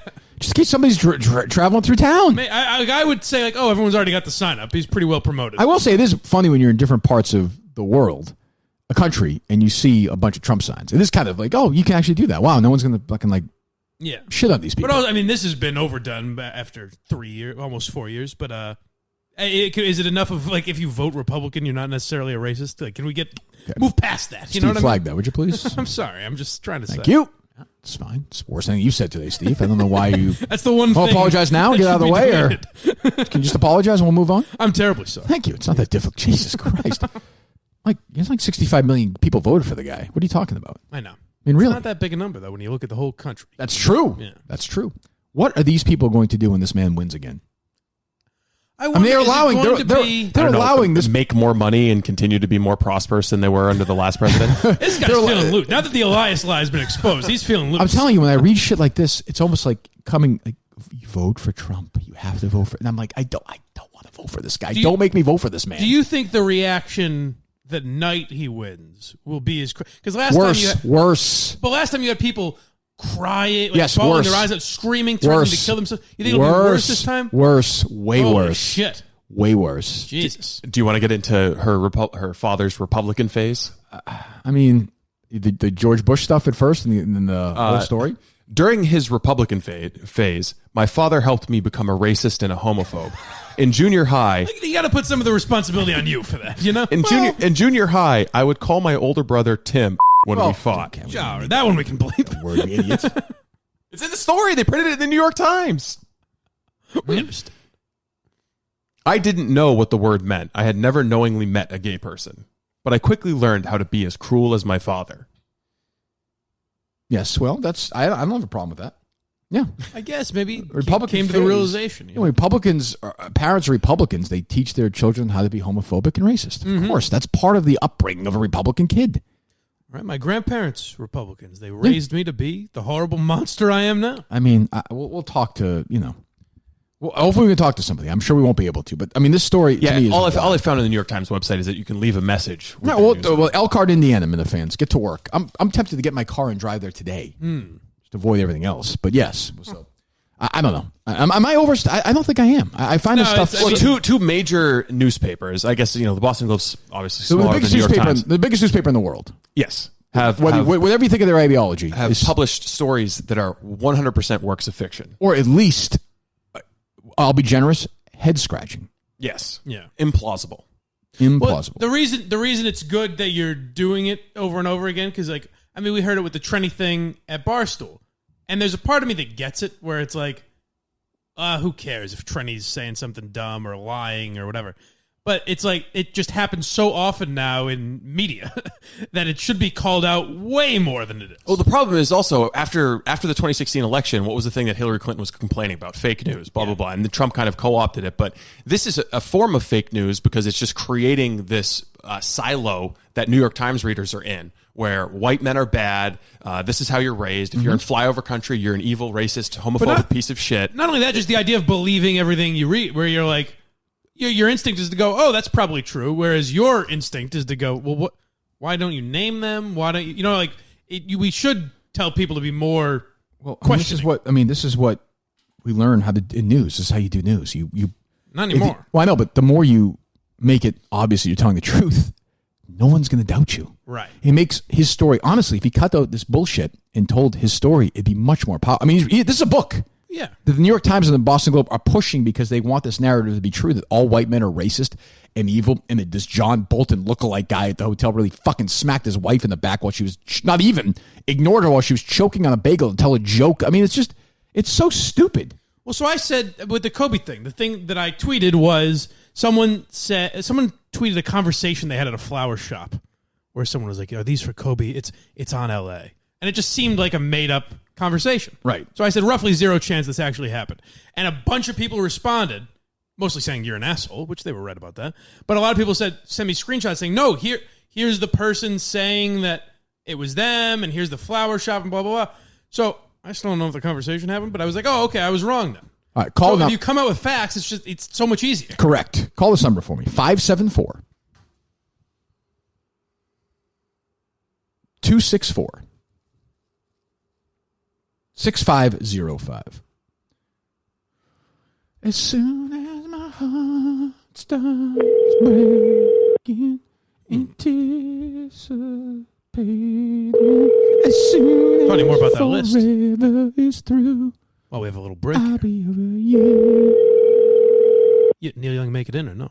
No, not can't be there. Not yet. He's just not. By the end of the show. I put Petty over Neil Young. Okay. Thank you for calling Martin's on China Road 4. This is Michelle. May I help you? Hi, is this Martin Supermarket in Elkhart, Indiana? Yes, it is. Hi, I'm Kirk Minihane from Barstool Sports. I'm doing a live podcast right now. I have a couple of questions from the New York Times. Do you know you're familiar with the New York Times publication? Sir, I don't have time to answer the questions right now. We're busy. All right. Well, you're making America great. You're I making appreciate a mistake. That's fine. Nope, she's making America great again. I don't know. Another classic supermarket cover-up. I tried. She's working too hard. She doesn't have time for Pete Carl's nonsense. You know what she's doing? She's working hard to make America a better place, to make America great again. She sounded a little racist to me. I think she voted for if you wanna Trump. be honest. I think you're probably right. Yeah. She Definitely a Trump voted for voter. Yeah, which is, Are you going to vote for Trump, Mike? No, but I probably won't vote at all. So you got to do that. Like, why not? I don't know. I've never voted. Well, you could start. I could. You pay attention to the news. I do a little bit, but I don't know enough. I look at it as I don't know enough to really, and you guys laugh at me enough to know. More than most people, I would guess, that vote. Maybe, but I also think that, I don't know. Steve is in full condescending mode now. Don't like it. Don't like that I don't vote. You think I should vote if I don't feel informed? You didn't vote last enough? time? No, I didn't vote in 2016. I don't vote in Massachusetts. It doesn't matter. That's true, too. That's the other thing is it doesn't matter. But also, do you think it matters in Maine? Like, you think it's going to be a tie? I don't think president matters. In Maine, gubernatorial elections are closer. Senate elections are closer. The electoral college votes for the second congressional district. I think as you're right, as a American who pays attention, you should vote. See, I think who is president doesn't even really matter. Like, I mean, it Well, matters you for can't think taxes like and little that. stuff like that. But I think at the end of the day, like, even if someone like Bernie gets in who's crazy on the other side, I don't think it's going to change that much. I don't know. I would Certainly not your day-to-day life. I think that Trump has altered the trajectory of the country pretty significantly. Well, how about if Bernie Sanders gets elected and all of a sudden the Democrats control Congress and the Senate and he's president? Yeah, I guess. Things would change in an awful fucking big hurry at that point. That's true. Yeah, I would think changing in an awful big hurry. It sure does. Well, we tried. So, all right. So, I am working on this story.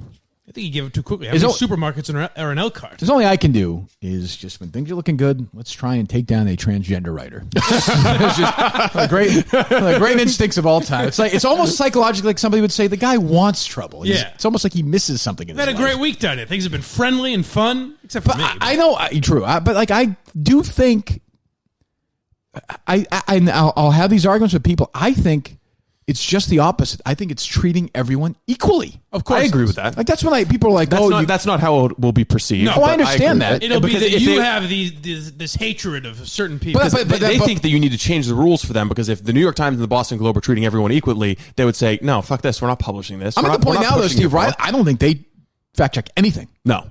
Well, you know what it is? It's the soft bigotry of low expectations. That's true. I've heard that before.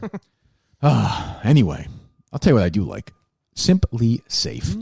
At simplysafe.com/Kirk, correct, Steve? Yes. It's 60 days free? Yes. Excellent. It's a little... I'll put it this way. I'll just ask it. I'll frame it this way. Would you be doing this fucking song and dance game if you had Simply Safe where you were staying right now? You're supposed to maybe say no. not. No. Just say no. I think I read for it. I think I wouldn't have to provide all this misdirection. You wouldn't have I would to, just be correct? protected. I wouldn't have to. Jesus, what are you dancing around for? Maybe not. I was trying to earnestly answer the question. Okay, It you gave it some requires a little bit of thought. Okay, I Yeah, appreciate it's that. true. I do appreciate that. And part of the reason Steve's moving around is because he doesn't have Simply Safe with him. He'd be, if you had it, you'd be fucking blaring your address all day. Come get me, motherfuckers. That's the thing. My hotel has it, so I'm not too worried about it. Yeah, it looks like it does look like it would be equipped with that kind of Yeah, system. of course. Yeah. It was 350 times faster than regular police calls. We have 350% faster. percent faster when it comes to your house. No contract, no hidden fees, no bullshit. It's a great deal. It makes your house safer. Done. I have it. You should have it. I do it to protect my 50 family. cents a day. 50 cents a day. Less than the price of a cup of coffee. That's true by about like $2. Yeah. It's not 1926 anymore. I go by early 40s time. But the prize, your afternoon newspaper, the afternoon edition. So yeah, go to simplysafe.com/Kirk, simplysafe.com/Kirk. Do it right now. Help yourself out, help us out. A great product, a great friend, almost since day one, really, of the Kirk Minihane Show. Maybe week 2 or 3 or something. Yeah, the very first couple of weeks. Simplysafe.com/KIRK. Do that right now. Let them know that the Kirk Minihane Show sent you. What else do we got? What do Casey will do tomorrow? I think she'll be good in here. She's playful. Yeah. Hope She'll so. shit on. I assume she seems like the type that would playfully shit on Kevin and Carabas, I think so. her radio partners. Did you guys discuss anything or just... No. I was like, Just the ask? we'll try a bunch of people here this week. We're here. I've Do always you want me been to text to B-Walk? well, we only got one day left. I know. He said he'd come in today. Nah, we'll do it some other time. We're already fucking Cruising. We're in. We're good. We're good.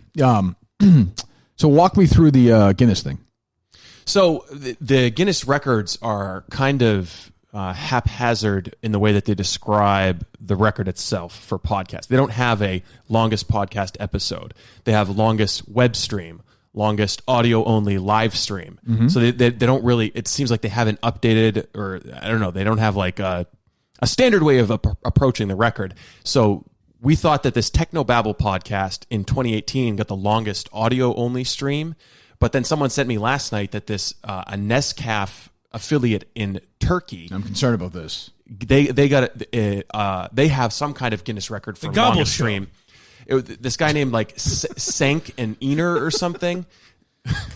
The fuck out of here, please.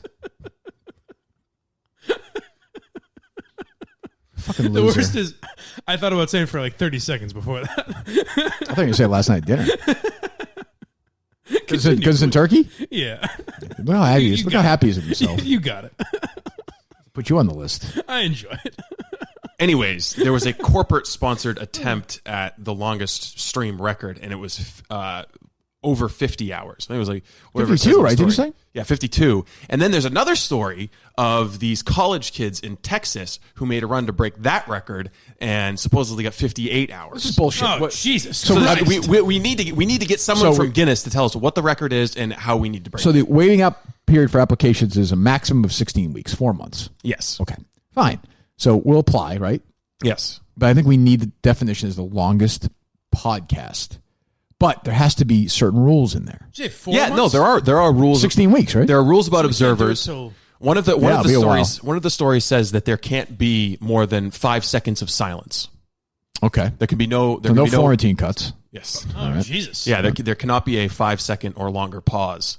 Well, if you're laughing, that's not silence. That's not silence. So just, well, hold on. So if we play Just Florentine, we laugh have to play like like the the Joker. wacky meter or something. I'm going to stopwatch it here. Okay, everyone shut up. I'm going to do 5. See how long 5, because I want to see how frequently you do something that long. All right, ready? Here we go.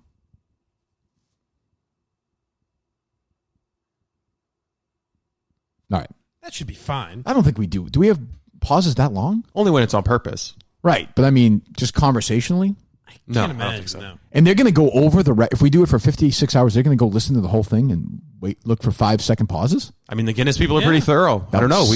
We've got to find someone to talk to. Imagine if we did 58 hours and they're like, yeah, there was one 5 second 26 pause. hours The in. other question is, what are we going to do with the audio? Because I imagine that. It's historical.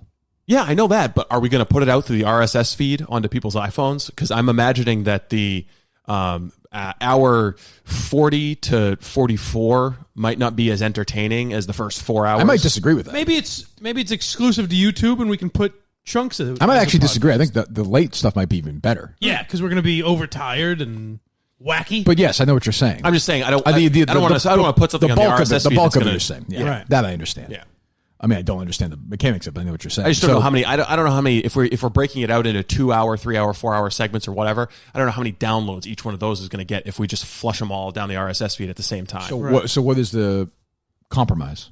I think putting it somewhere online, letting it live Exclusive on to YouTube, or- Yeah, YouTube or something. I think we do it on like Or- Kirk Minihane show.com or whatever, or no? I think we put it on the YouTube page, but we Okay, and, that's the, and, fine. the, and the podcast that we put out is. I mean, some of these YouTube things, a highlight of it. you'll see once in a while is like somebody puts together like a 70-hour clip of Christopher Walken saying one word. You ever seen these Right, like these yeah, psycho things? I mean, so he can do it, right? Of course, yeah. Okay. Yeah. And I don't think that you can do 58 hours straight. Whoa. You'll have to sleep. I think you can, boss. You'll have to sleep. I don't think you can stay awake for that long. Well, we're going to do it now. Okay. I appreciate You the think you challenge. can? Yes.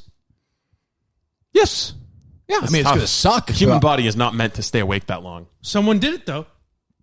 Yeah, I mean, No, Or did oh they? yeah, Maybe no, they no. The record for not sleeping is like 11 days, and the woman went. No, but I insane. mean these podcasts. No, they had a team of 30. Ah, they had see, a that's team the of problem. 30 people. Well, that's to pull bullshit. this They're off. cowards. That's and nothing. corporate They're sponsorships. cowards. well, that's nothing. Yeah, but they hold the record. Yeah. I mean, we can petition the frustrating. Guinness Book of World I mean, Records do to you say that want this to- shouldn't actually Do count. you want to do a thing where I don't want to do this, but we talk to Barstool people and say, hey, do you want to join us and set this world record? Where we do the first and last 8 hours, and there are people in between. I don't. I want to break it on my own. But because then Barstool gets think- behind it, and it's much bigger. Yes, I think Barstool people should be behind it, but at least one of us has to be on the whole time. Yeah, I mean, I think they're not we gonna- want to carry the brunt of it, but yeah, I don't think that it's realistic to think that we're going to be awake for like 60 hours It's not that, and talking. It's not that impressive if we do it in shifts. It's not impressive at all. No, yeah. Like we take 6 hours off. Yeah, no one's going to care. and go sleep. They'll be like, "Oh, you just did a bunch of shows." This is human endurance. Right. This is running a 100-mile race. Yeah, it would absolutely be impressive. Climbing Mount Everest, I don't know. you Maybe know? I'm just being pessimistic, but I think, Well, I mean, there's reason for pessimism. I do when you understand that, but when you get to even, I mean, think about it. So the longest show we've ever done was about 4.5 hours. Right. Okay. So you've done. We're at 4.5 hours in, and we have another 55 hours to go. I've run marathons. You can't think like that because when you run 6 miles, you have 20 to go. You can't think like that. You got to think, okay, this hour's done. Let's do something else. Let's find something else. But you also print out a lot of stories. Where we do the show now, we do it for 3.5 hours, and then we get a break for 24 hours to go collect more stories, audio clips, generate more content. Well, we're going to need ideas. We're going to need more people in our world to help us out. Yes. Guests and Even if it's just callers. Even if the Minifans, we bring in different Minifans during it. If it's a Minifan or three to help you produce. Well, we're gonna need the observers anyways. Yeah, well, and the observers. But I'm saying we need people to come in, and whether it's find stories or let us know in their stories or do something or bring food or do it. I mean, the Minifans are going to have to jump in as well and help. That's the other thing. We're going to need to be eating. Now, is there? That's true, Steve. You're right. I hadn't considered over 2 days. We should probably eat. Let me toss this at you. Mike doesn't have to eat. He won't pay. Actually, we should make Mike not eat for those 2 days. I could go 2 too. days without food. It should be a torturous Mike experience. We're just I'm to the down. verge of death. I am down. Okay, go ahead. Let me toss this at you here. Sure. Is there a category for something like longest live podcast? And if not, can we make that our own Yeah, you category? can make categories. And just see how long we can go. Because, I mean, with like 6 hours. No, but we got to really test ourselves. We got to see if we can do. Well, you can invent categories because the book expands, the lists expand every year. So we could say we have to set a minimum of 42 hours or whatever. Right. And we have to beat that. Or we don't accept the record. Yeah. We can Maybe. do that. Yeah, I mean, so if you haven't petitioned yet or anything, Steve? No, I haven't. So you're supposed to search all of the records that exist. Okay. And if you don't see the record that you're trying to set, then you can pay to have an application, and they may or may not accept your. If your application is urgent, please upgrade to our priority application process, which will reduce your waiting time to 5 working days. So here are the records that they have for that involve podcast. First podcast, most downloaded. The first podcast of the British Queen's Christmas message. Longest running daily podcast. Longest running weekly podcast. Longest, I don't know what that. None of them have anything to do with podcasts. Longest fumble in a Madden video game is what comes up. So the records are unclear, and I'm a little bit dissatisfied with the Guinness Book of World Records. The keeper of the world records isn't doing a very good job in this regard. Well, it's a little strange. I don't really. Yeah. It would seem like a pretty. It's not that strange. Like you would think, well, maybe if they don't have a record for the heaviest block of Parmesan cheese, you'd be like, oh, okay, well, that's. Do they have that record? I bet they do. Well, I'm sure they have the biggest block of cheese. They had the world's fattest twins for forever. Maybe no one's tried the longest podcast. I don't think they have. Well, I mean, we've seen at least through the Technobabble podcast, the Turkish people and these college kids out in Texas have all made an attempt. Your sounds from the Turkish one or no? No, I couldn't find it. I What think do you think it would sound like? Yeah. That's all I wanted to hear. All right, so then okay, well then we'll figure it out. It's not super, we could do it in the fall. It's not like we need to do it this 2 weeks from now. Right. We always fall into this trap. We've got a long way to go. Right. Do we do it? Do we do it in some sort of live setting where different people can come and, almost at like a place? I thought it would be smart to do it at Barstool headquarters. I know, but I'm saying let's just say that we don't get the enthusiasm that I expect we won't get. So you mean just like a hall that people can stop by? Yeah, just come in and stop by and help us out and give us food and friggin' pump us up. That might be. I think we should make it a big sponsorship event. Yeah. Oh, for sure. And let the money kind of dictate exactly how we execute. And the problem is, so at Barstool, there's hours we know we will have people. Right. Whereas the problem with doing it the other way is, but if you there book, could be long chunks of time where no one. But if you book it far enough, if you take your time and a month or two in advance and work it out, you can schedule it. Sure. Also, are they going to allow Blind Mike to be at Barstool headquarters when no one else is around? They will not. That's a good point. Well, you guys will be around to monitor me. They trust you guys now. If we went alone too, freewheeling at Barstool some point guys. Mike will be by himself and forget something. Couldn't find be paused for like 5.3 seconds. That's true. Fuck the whole thing up. That's true. I'd be like, sorry. It will be me that ruins it. No question. It would be 57 hours in. You'd be like, where? Guys, I'd be like, hold on one second. Right. Or Justin would fuck it up. Justin, give me a list. Kutcher. Justin, give me a list, Justin. So here's the thing: we can't have Justin do the lists because No, there he would be pauses. 40 seconds. Of Right. No, we'll keep Justin away from that thing. Do you hate Justin, Mike? No, he's been. I'm sorry, Steve. I'm sorry, Oh. Mike. Steve. I was looking at Steve. No, I don't hate him. I hated his. I hates hated talking what about him. happened. You were so for 5 disgusted by minutes that. last night. You were so disgusted by that. It was a long day. A very long day. Long day today or no? Yeah, it'll be a long day today. But you can just go back to your place. Or Kenny. Well, that's true. After some evasive techniques. Yes. Yeah, I mean, why does it have to be so long? I mean, what are you doing other than the show stuff? Well, basically, I was just hanging out around Miami Beach and Doesn't sound such a long day to me. Moving to different spots with my computer and pulling It sound. doesn't seem that long of a day. I'm not saying you weren't working, but it doesn't seem different than a normal day. It was like by the time Justin was telling his top 5 list, I'd been awake and focused on the show, or tweeting out your quotes for 13 hours. That's true. So, Well, you got to get in shape then, because we got 55 Yeah. hours. That's going to be nothing. so I get to Justin's list, and I still have another 45 hours to go. Just 40. Yeah. Yes, Jesus. Yeah, go over 40 hours. 2 more days, basically. Every time you guys pause for a second now, I'm going, You have to jump in. 1, 2. We just have constant noise in the background. You have a music bed or something. That's true. Yeah, that wouldn't be annoying. Steve's a liar over and over 50 again. hours. What else we got, Steve? The rat. Oh, I find this Barstool very Rat. interesting. So I just want to give Big Cat credit. He actually, Christ Almighty, Can they hear that? I wonder. Somebody's car is being stolen. that count as noise? Can we just play that in the background the whole time? Maybe it's Steve's. Could be. They found him. Think Steve has a car? You crazy? So they had him, which I didn't know about. There's a conference call. I was fucking done at that point. It was like 10 o'clock, 10:30 or something. 2 nights ago. They told us 10, or they told Steve 10:30, but it was actually 10. I think they actually told. No, they didn't tell us about the call. They told us at 9:45. They sent an email saying, "Hey, a bunch of us are going to go listen to the call in the conference room." Yeah. And I woke up the following morning and saw it, and I was like, "What the fuck?" Oh. By the way, a lot What of people have the same confusion too. Yeah. This was not done Carabas, just- I think, even said. Yeah, and hard to fool him. That's true. So didn't stop you from lying that I was the rat, though. well, I think you're a candidate. So which led to But honestly, it wasn't him that lied. There was some. There were an amazing hot thing. tips. An amazing thing happened in this conversation where you can tell how befuddled I was. We'll get there in a second. So they make the announcement that hey, we sold the share to the pen. We're done. Here it is. And my understanding is talking to Big Cat off the air as well. Like it was immediately this writer from Vox had it. Yeah. Like within the amount of time it would take someone to leave there, go somewhere quietly, call the person, and gotta tell be them the fair. pertinent information. I had heard this, and you. Not these specifics though. Yeah, you can't No. report it unless you have dollar. No, I amounts, mean he had Gotcha. he had like stuff that was talked about in the conference room. Okay, I was going to say I heard this like for weeks, but What do you mean you heard it? there was something written on it like 3 weeks ago. The Penn National thing. Yeah, but not with the specifics like this. Gotcha. Yeah, I'm surprised that in the conference call they went over specific dollar amounts. Yeah, I mean, yeah, It's kind of odd, right? I mean, like, why does all content people want to know is we what's gonna going to lose our change for me? jobs? Yeah, are we going to lose I our think jobs? It's kind of a brag. Like, did they go through the conference call and they were like, all right, so Big Cat is now worth X. I think KFC it's is now a worth victory X. lap element to it. That's what Okay, I'm that's saying, fair. yeah. That's fine.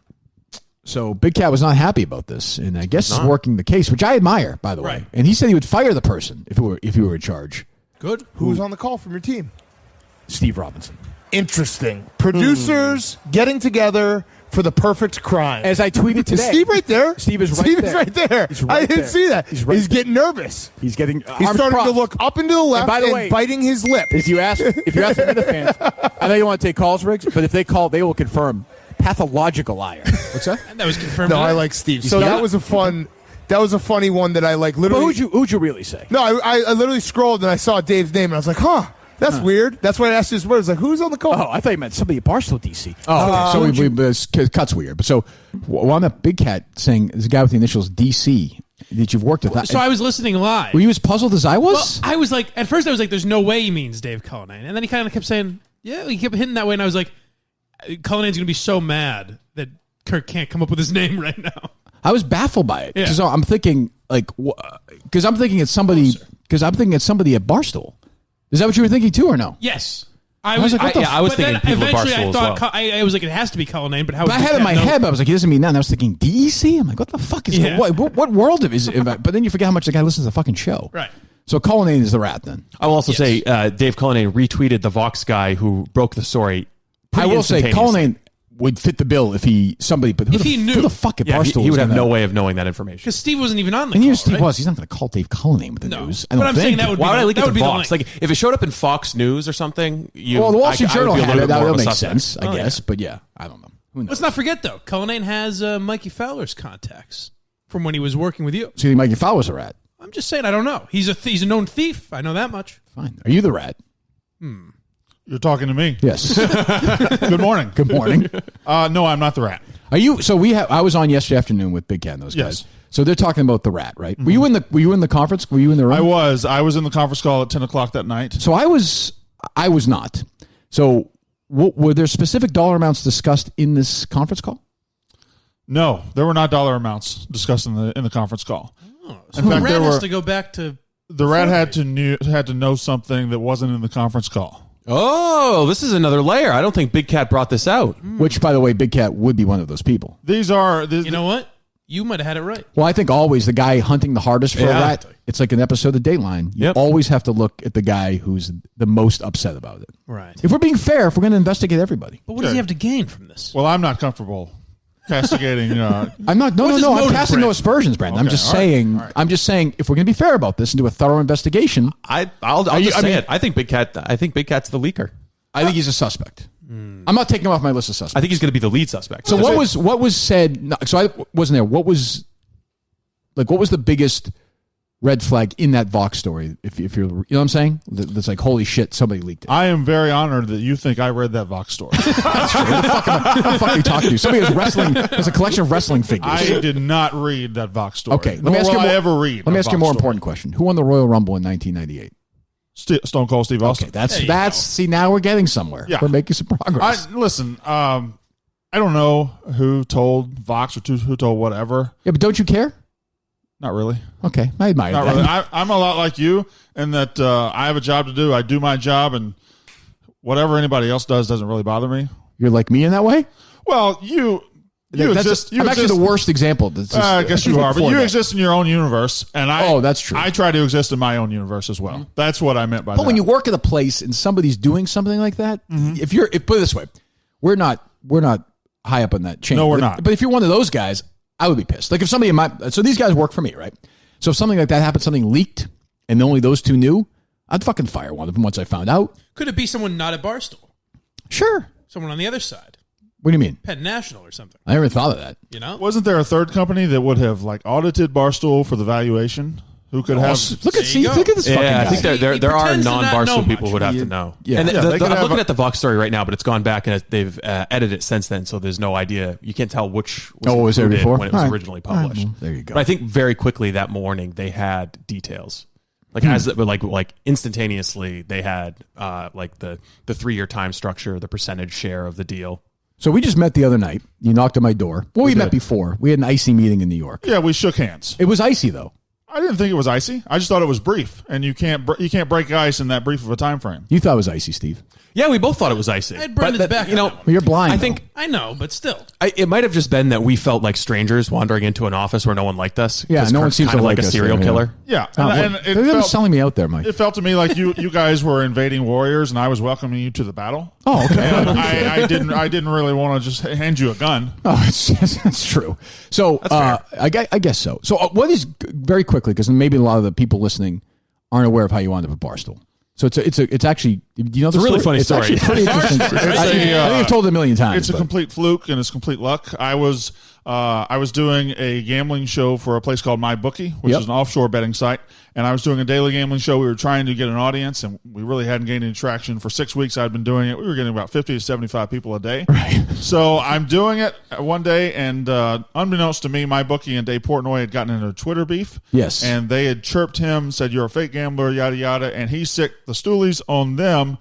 And about 30 minutes later, I went live as MyBookie Live. Right. And I'm used to 50 people, and as soon as I destroyed. go live, there was 1,200, and they were all calling me a squid. They were calling me this, they were calling me that, telling me to go to, telling me everything, and I just rolled with it and took it.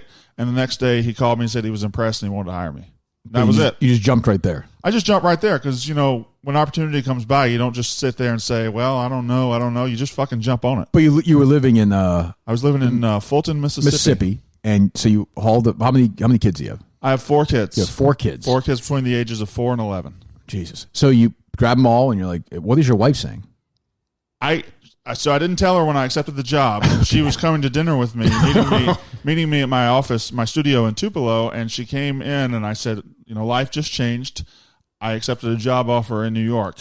And she said, are we moving to New York? I said, no, we're never going to move to New York. That's crazy. Oh, all right. A couple of months later, Dave says, will you move to New York? And I said, yes. And you're in New Jersey now. I live in New Jersey. And you hate it. I hate it. So for you, going into New York City, I don't mind going to New York City. Oh, you don't mind that? The commute is not really the hardest thing. It's just living in New Jersey. We're very southern, and the people are different. It's a very rude area. Where are you in Jersey? We're in Bergen County, which is northeast corner. Yeah. And they're rude there? It's also, Bergen County is also very affluent. Yes. And I'm not. So why are you there? I don't know. Okay. Now he's affluent. Do you own a home? To be affluent. No, I don't. I didn't. I decided to rent and see if I liked it. Okay. So now I can get out this summer and go somewhere else. Where are you going to go? I think I'm going to go west towards trees and ponds. Okay, but everything's expensive up there. Everything's expensive. I can handle the expenses. You can. What I can't handle is the neighbors thinking they're better than you because you speak a little slower than them. What I can't handle is... Do you think that's really going on, or do you think you have that's definitely going on. Do you have some insecurities? I think it's really going on because it happens to my wife more than it happens to me. And really? And nothing bad happens to her. Like, I get in situations. Yeah. I create drama. She doesn't. So, are you sucker punching people like you did at Barstool or not? No, I didn't punch him. I pushed him. And it wasn't a sucker push because he saw it coming. It was very well telegraphed. He got physical with me when I was interviewing him, too. Who did? Brandon, yeah. He should have. This isn't funny, you pussy. Fucking awful. I don't blame him. He should have. I grabbed you on the shoulder to make sure you were facing the camera. How about you? I wouldn't imagine, so I'm trying to think if I moved Kate and Harry, my family, down to Mississippi and started going to school there. That must be bizarre. Yeah, it's wild. So 11 is fifth grade. Fifth grade, yeah. Yeah, fifth grade. And then I have a third grader, a first grader, and one that's not in school. And it's not going well. Does your wife work? She did. She's not now. She's not now. Right. Is she miserable there or no? She doesn't like the area we chose in New Jersey. Yeah. I'll put it like that. Yeah. I think we'll get better when we find a different place. And this time I have a running start. I don't have to just jump into it. I can look around and find somewhere that fits us. Well, you're a star. They love you at Barstool. I'm not a star. I just say yes to everything. Yes. Therefore, I appear in every video, and I appear in as many shows as anybody else. So I have no star power. What is your strategy? Just to say yes to everything? Because it's your job? My strategy is to align myself with Big Cat and Dave as often as possible. And See, I should follow that. I should follow that strategy. I don't. And just ride that wave. Huh. Were you a guy that wanted that? Like, did you ever apply to Barstool? Yeah, were you a Barstool guy or no? Visions of that or no? I was a PMT listener. Yeah. Okay. And I would watch pizza reviews. I would not call myself a stoolie. I was not dedicated to everything. Like, there are guys at Barstool now. Like, I didn't know who Marty Mush was. There are guys I still don't know. Yeah, and I didn't know who a couple of other guys were. But did you ever even see Barstool as like a possibility of working there? You know what I mean? Like, did you think I could see myself trying to move up to New York? Well, I got to be honest. When you're unemployed in Mississippi, not thinking that at all. You're not looking at a company in New York and saying, "Well, that's probably going to start happen." working there next week." Yeah, it doesn't work that way. No, like a $500 million media company. Right. Yeah. Well, at the time, nobody knew it was $500,000. Yeah, $500 million. Yeah, $500 million. Excuse me. Yeah. You're right. It's fucking wild. It's been insane. A while. It's been a while. And you got hired the month after me. Yeah, I thought it was about the same time. I didn't know. Yeah, that's I got hired April 10th. Okay, I got hired in May. Is that right? I left in May. Yeah, that's probably right. I think you signed in May, but you didn't start until July. I told the story yesterday. June. Brandon was on the other day. I had a great time the other day. Like a great with Brandon and Big Cat and who was with us. Oh, it was Riggs. No, yeah. Well, okay, fine. So it was mostly a great 2 time. out of 3. Yeah, we had Charlie Weiss on. Segment ends, and Brandon turns to me. He's like, you should maybe think about doing some sports. Well, that's not what I said. That's not what I said. I knew you had a background in sports radio, but I know that your podcast at Barstool is not really sports related. Not at all. But when you talk sports with Charlie Weiss, I was like, I could listen to this dude talk sports all day. But he got me right in my sweet spot though, because that was like where I was growing up. Patriot. That is like I could talk Boston sports all day. Sure. I don't know. Like you love college football. I do, and I don't. I think that's great. What I don't like is when people who don't like things pretend to be passionate about it, and it's just a fucking phony. I hate. See, that's what the avenue I'm trying to take is. I love all sports. Right. I watched Australian Open tennis in my room till 2 a.m. last night. Okay. I just love sports, and that's really all I care to talk about. Yeah. So all the other stuff. So you don't care about like the stuff that we like. You would not like our show. It's okay. I've listened to your show, I've listened to your show, and I do like it. I don't listen every day, but you don't have to. I'm just saying we have different. I do prefer to listen to sports. Yeah, we have different. Different tastes. Yeah, different. That's okay. I have gotten some tweets from people who said you've blocked some Minifans though. I have. Why? Honest about it. By the way, I've blocked some Minifans. Well, I'm saying is because KFC accused the Minifans of harassing him. Harassment. I wouldn't say harassment because the Minifans I've blocked are the type that have like 0 followers, 1 follower, 2 followers. That's about the entire group. Yeah. Well, that's not the entire group. There are some that enjoy talking to each other and enjoy building community, and there's others. You must appreciate that. There's others that exist solely to go after other people. Correct. And those are the ones that I'm not dealing with this shit. Well, what's the worst thing that they've done? What is that? That's one of them. That's one of them. That's the guy. No, that's the guy that was trying to stab you with the rusty scissors. No way. That sounds just like him. That's a Portnoy guy? Yeah. That is him. Wow. What's happening? I'm afraid to leave. Take a look, Steve. Hopefully Did he'll you shoot see Steve. Portnoy's pizza review that got interrupted by the homeless guy? Oh, yeah. Okay, that one. guy also threatened to stab me. Apparently he's Did like he? a local celebrity. Yeah. He went to jail for stabbing people with his feet. Is he stabbing people right now? If we could have a stabbing Sounds live like- on this podcast. Oh, that'd be great. Hopefully he throws his knife at fucking Steve, hits him in the head. Who's he got, Steve? Anyone good? One of the great reporters on the case, Okay. Steve. Yeah, I don't think Steve is accomplishing anything. What we right got, now. Steve? Nothing? Imagine it's him and Clancy yelling at each other. Two lunatics. So what do they do to you? I don't remember. Okay. One guy sends me a tweet saying you'll never be Kirk or something like that, or you're taken away from Kirk's promotion or something like that. I don't have time for that shit. Makes sense. Shit like it's just weird. fair. Weird. I could go back and look, but I don't really remember. I think it's okay. And it was only like 2 or 3 guys. So you do the thing with Casey, right? So we have Casey here tomorrow. I do a college football podcast. The picture was funny last night. Is Casey sort of like joking when she does these pictures now? Is there like a sense that or is she into it? I'm going to ask her that tomorrow. I've known her for a while. No, I think Casey enjoys taking these pictures because it's always like that. You did like that sort of that thing, right? Sort of. I'm doing this ironically. You should know that.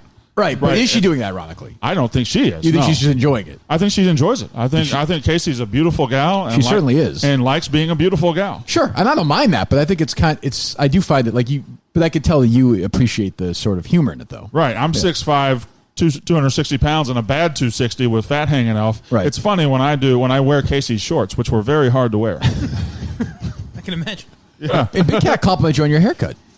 Yeah, I'm getting better. Yeah, getting better. It was terrible at first. Well, I'm getting better. Just be yourself, though. Don't worry about that shit. But it's just $5 gel in the hair. That's it. Yeah, that's not really hard. So what else do you do? That podcast. What else do you do? I do Unnecessary Reference College Football podcast. That's one with Casey. I do. Yes, I do Walk the Line daily gambling show. Starting Monday, I'm doing Pick Central, which is a daily gambling show. I'm on the Yak on Sirius Radio, and I'm on the Barstool College Football show. Listen to this fucking guy. And you're getting your own series show, right?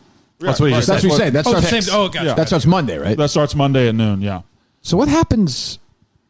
Like how much college? I don't follow college.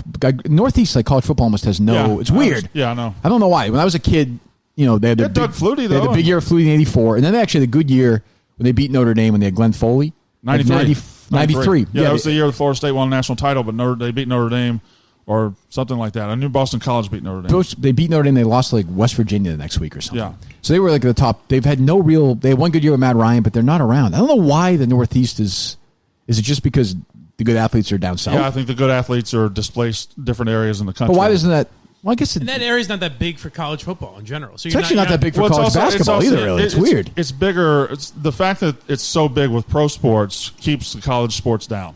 There's no question. I also think it's tough to recruit somebody from California or Florida to go to University of Maine or Massachusetts. But even like a climate. But even like a BC. It's weird, like they have the Patriots in Boston. You know what I mean? Like no one's Yeah, going to well, give a shit I mean, about they BC. That's true. The best case scenario is you're the 5th most important team in that city. You Right. got the Bruins, the Red Sox, the Celtics, Sure. the Patriots. I'd say in the last 20 years, the only time a college team has been the biggest story in Boston is when Calipari had UMass at number 1 for a while. Sure. Because you know why? The other teams sucked at that point. That's the other thing. Like all the teams have been good. Yeah, I love those UMass teams. They went to the Final Four in '96. They beat Georgetown in the Elite Eight. I believe so. They did. They You have to no believe so. I watched the game. Ended up losing to Kentucky in the Meadowlands. Yes, that Kentucky team was loaded. They were. That's back when they played the Final Four at places that didn't have 97,000 fucking people. Correct. In actual arenas. You're right. Actual I can't do this. I know. You and I are going to do a sports talk show. We're going to do a sports show together. I would love to do that. We just talk about. I'll bring my son, and you can talk wrestling. Just once a week, we just talk sports. But I can only talk about the past. Me too. That's all I care about. What do you talk about now when you do with Casey though? You talk about current shit. Oh, today's show is all about the past. I was talking about who's your 3 favorite players that never won the Heisman. What's your favorite meal you ever had? Look at this lists. I know. Go. My 3 I'll do this. My 3 favorite. I can do this. Top 5 celebrities. No, I get my 3 favorite players who never won the Heisman. 3 Trophy. best players never won the Heisman. The best or favorite? What are we doing here? Either way, you do favorite. Give me your list. Mine is number 1 is Peyton Manning, 1997, Tennessee. Charles Woodson. Number 2 is Michael Vick in 99 and 2000 with Virginia Tech. Ron Dane won it in 99. Chris Weinke won it in 2000. Wasn't Chris Weinke like 60 years old? He was 28 years old at the time. He was the oldest. 28 when he won the Heisman Trophy? Yeah. He was your age, Mike. Yeah. Jesus He won the Christ. Heisman Trophy. He's the oldest player to ever win the Heisman. And Vince Young. Vince Young in 2005 when Reggie Bush won it. I thought Vince Young should have won it. I agree with that. Vince Young at Texas. Brian Bosworth. Brian Bosworth at Oklahoma, 86. Okay, I'll put him on the list. I could do this all day. Curtis Martin. Wow, Penn State. No, Pitt. Oh, Oh, shit. Uh-oh. Wow. I thought he played at Penn State. That's my fault. Pitt. Doing I the get that college football confused. show with Kirk. Well, he got hurt his senior. I mean, do you want me to do the show with Casey from that one? No, What you the got fuck? it. You're a You fucking got it. amateur You got it. here. My bad. Jesus. I messed that one up. It's early. I could actually do this. Who would be third on my list? I don't know. I could go Ryan Leaf. Okay. Yeah, I liked him in college. I preferred his NFL career. Yeah.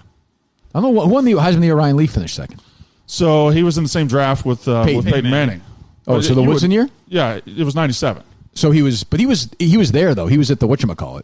At the Heisman ceremony? Yeah. Yeah. I think he was. I think Leaf, he right? finished third, right? You would know better than me. I would have thought. Apparently not, because I got Pitt and Penn State confused. That's not that far off. Yeah. So do you guys like a college football off season? What do you like talking do recruiting and shit? So we weren't going to do an off-season show. We were going to stop in February and we were going to pick back up in August. But we did good numbers. We did decent. We did decent this year. So Dave said on our last college football trip, "Hey, keep it going once a week all off-season." So really, it'll just kind of be more like we'll use college football as a backdrop, but it'll just be me and Casey talking about life and football and memories and shit like that. Who do you Are you like? talking about other sports or no? Like while in the Very, off-season? very rarely. Like we talked about the Super Bowl today. Yeah. And big things that'll come up. Like anybody who's got a sports podcast has to say something about Kobe this week. Right. Shit like that. But otherwise, we'll try to stick to the college football script as closely as possible. We did Kobe on Monday. Yeah. And we had a different. While we felt very bad, I think we talked about this when you were on.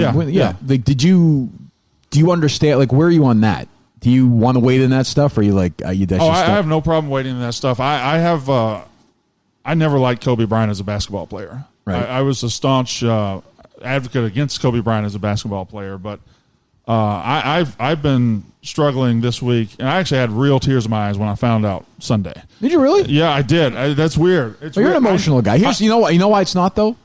Well, the 11-year-old is a daughter, right?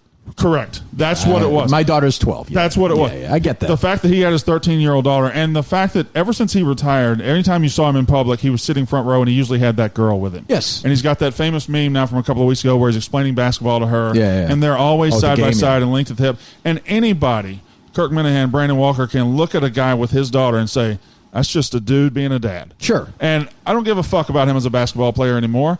That was a dude with a dad going to basketball practice, and he died with his little girl probably in his arms. And if that doesn't bother you, if that doesn't get to you, I don't know what to say. And like I've been saying all week, there's a place for that, and I think it seems like he was a great dad, and he was a great player. In the last half of his life seemed like he lived a good life. But I do think there's room for conversation for that night in Colorado. Like I think you have I don't think he should be the logo. Oh, because of because of that.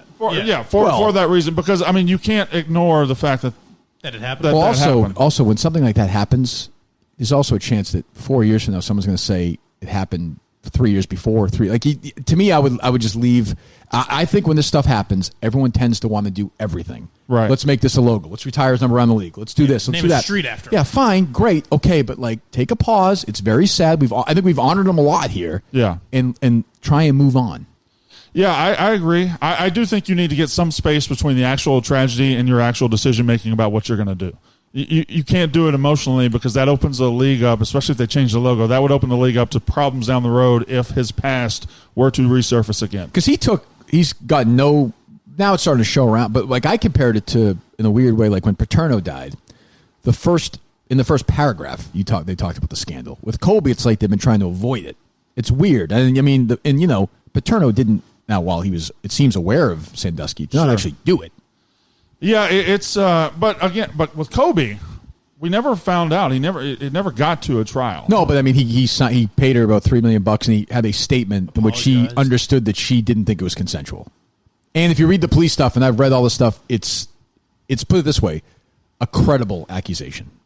Whether it happened or not, it's a very credible accusation.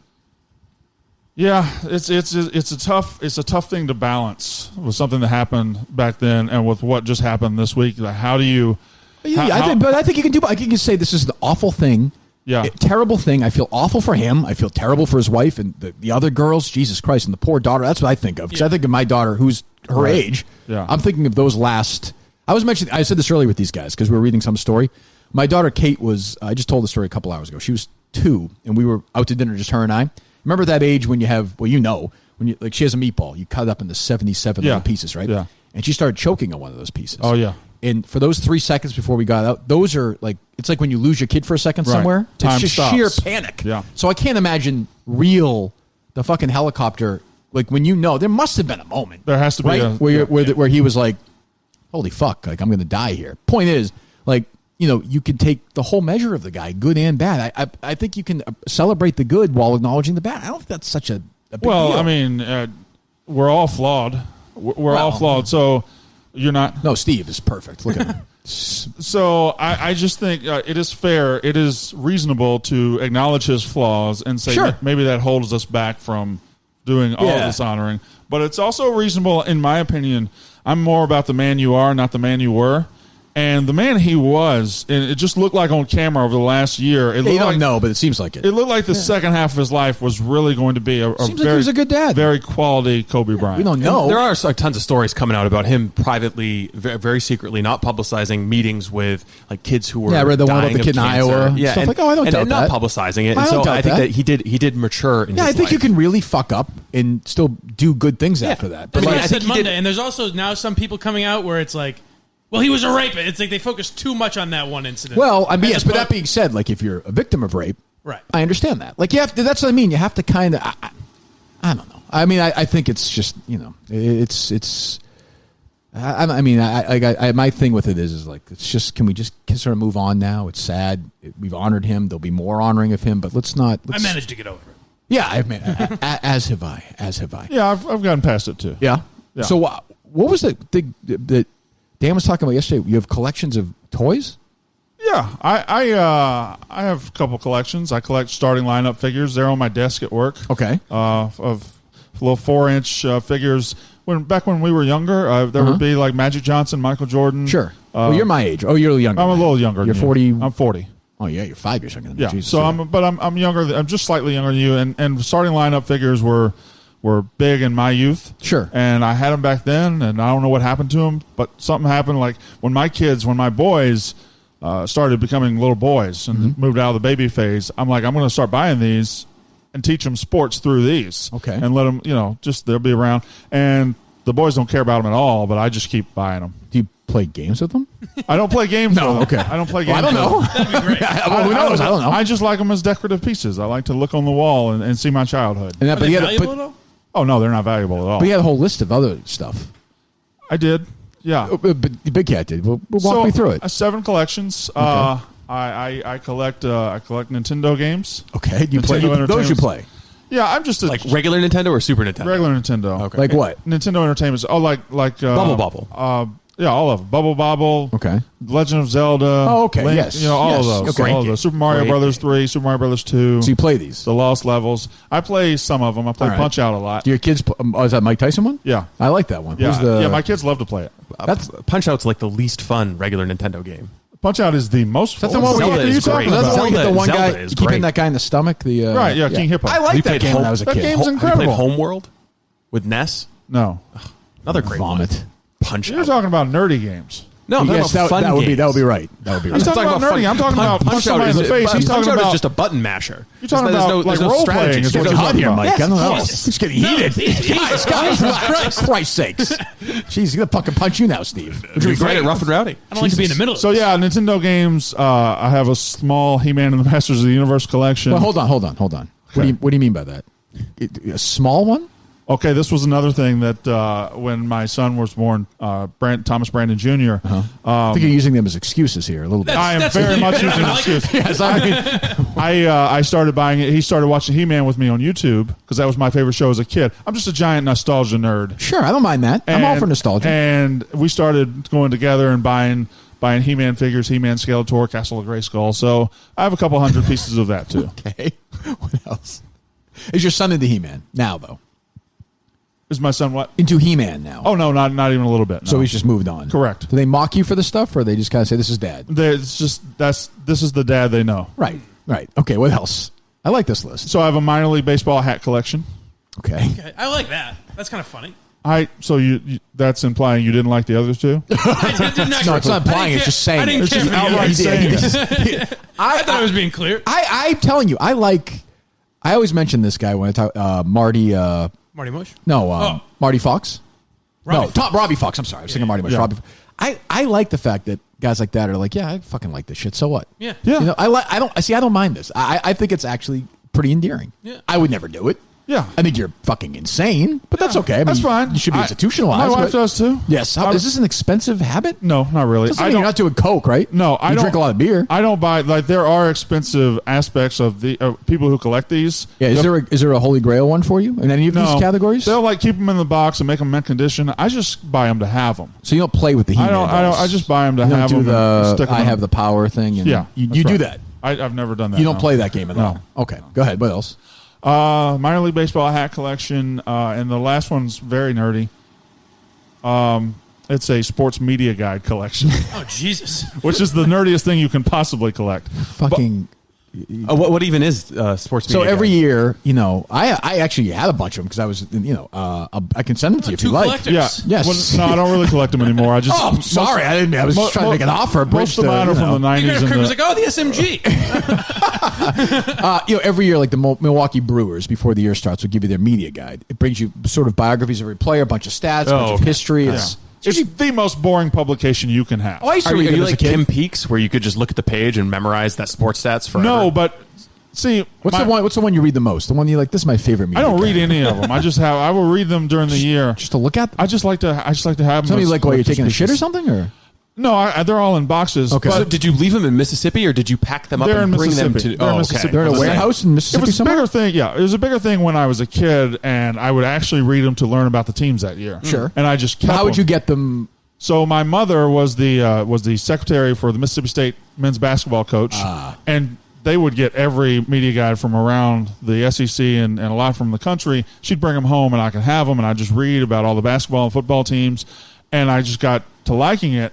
And then I would eventually just reach out to schools by myself and say, "Hey, can you send me They'll this?" send it. They don't care, right? They'll send media guide to anybody. Yeah. Oh, yeah. Yeah. So you just get them, and that'd be a big day when they came in the mail. Right, I'd rip it open. I'd read about Ohio State basketball in 1996, and I'd just be ready to go. That's It's psychotic. Michael Red?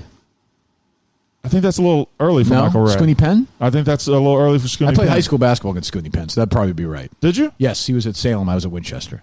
Oh yeah, because Scooney Penn started at Boston College. Yes, And then he went to Ohio State. He fucking destroyed us. It was weird when you watched like guys who were. Remember Wayne Turner or no? I do. It's Kentucky. Yeah, I played against him too. He was fucking. It was. I was like, how do they do this? They was, Scooney Penn is an all-time name, Scooney Penn's a good. and I we think don't it's- talk about it I enough. think it's James. James Penn. I believe that's his. Scooney's a lot better. Yes, and Eric Brunson went to Salem High School as well. Whose kid is in the NBA Brunson now? I think. played with the Celtics, right? Oh yeah, Jalen Brunson. He played. Yeah, Eric Brunson. I don't know if he ever wound up at the Celtics. He bounced around forever. He played at Temple. Yeah, I don't know. Anyway, yeah, when I was a kid, I used to collect Billboard magazines. Really? Yes, and I go through the music charts every week, and once in a while, and Sports Illustrated too. See, is there not? I am both about this high. Is there not a part of you that would like to just get a stack of Billboard magazines from your childhood and look at them right now? I will tell you this, and it's also part of the research for my novel. I will occasionally go to like eBay or Amazon and see if I can find old Billboard magazines. I'm tempted to buy them. Right? Why can't I just? I have plenty of money. Just fucking do it. But I feel weird doing it. I know. You should. It's a weird thing to do. I know, but I understand. I'm like, but what if it? You know what? What if it makes me happy when I read them? Do it, but you should feel you should be like, this is a weird But thing. he's shaming me. But he's shaming me. No, That is shaming. What's the fucking problem with being weird? There's no problem with it at all. That's the thing. I'm weird anyway. Yeah, there's no problem with it. But I just picture myself like if I got like 10 of them in a row from because if you look up Billboard magazine like 1984 and you go to Google on like the magazine part, you can actually scan through old ones, but it's very hard to do. And I'm like, you know how happy I'd be if I had like 8 at my hotel right now. If I had 8 of those, I could just look through. That's today. what you need. You need a stack right here of 1984 Billboard magazines. That would make me so Ray happy. Parker Jr. on the front. He would be on that year. That was the year Stevie Wonder. Stevie Wonder would be on. Yeah, the big year. Learn that from year. Brandon. Start collecting things. You should do that. Do you have any kind of collection? Take a fucking chance once in a while. Exactly. Take a leap. Exactly. Well, that's a poor phrase. What's that? What's Brandon's not aware He of doesn't know. not He doesn't aware of know. my suicidal past. Take a leap in no, front of a tree. no big deal.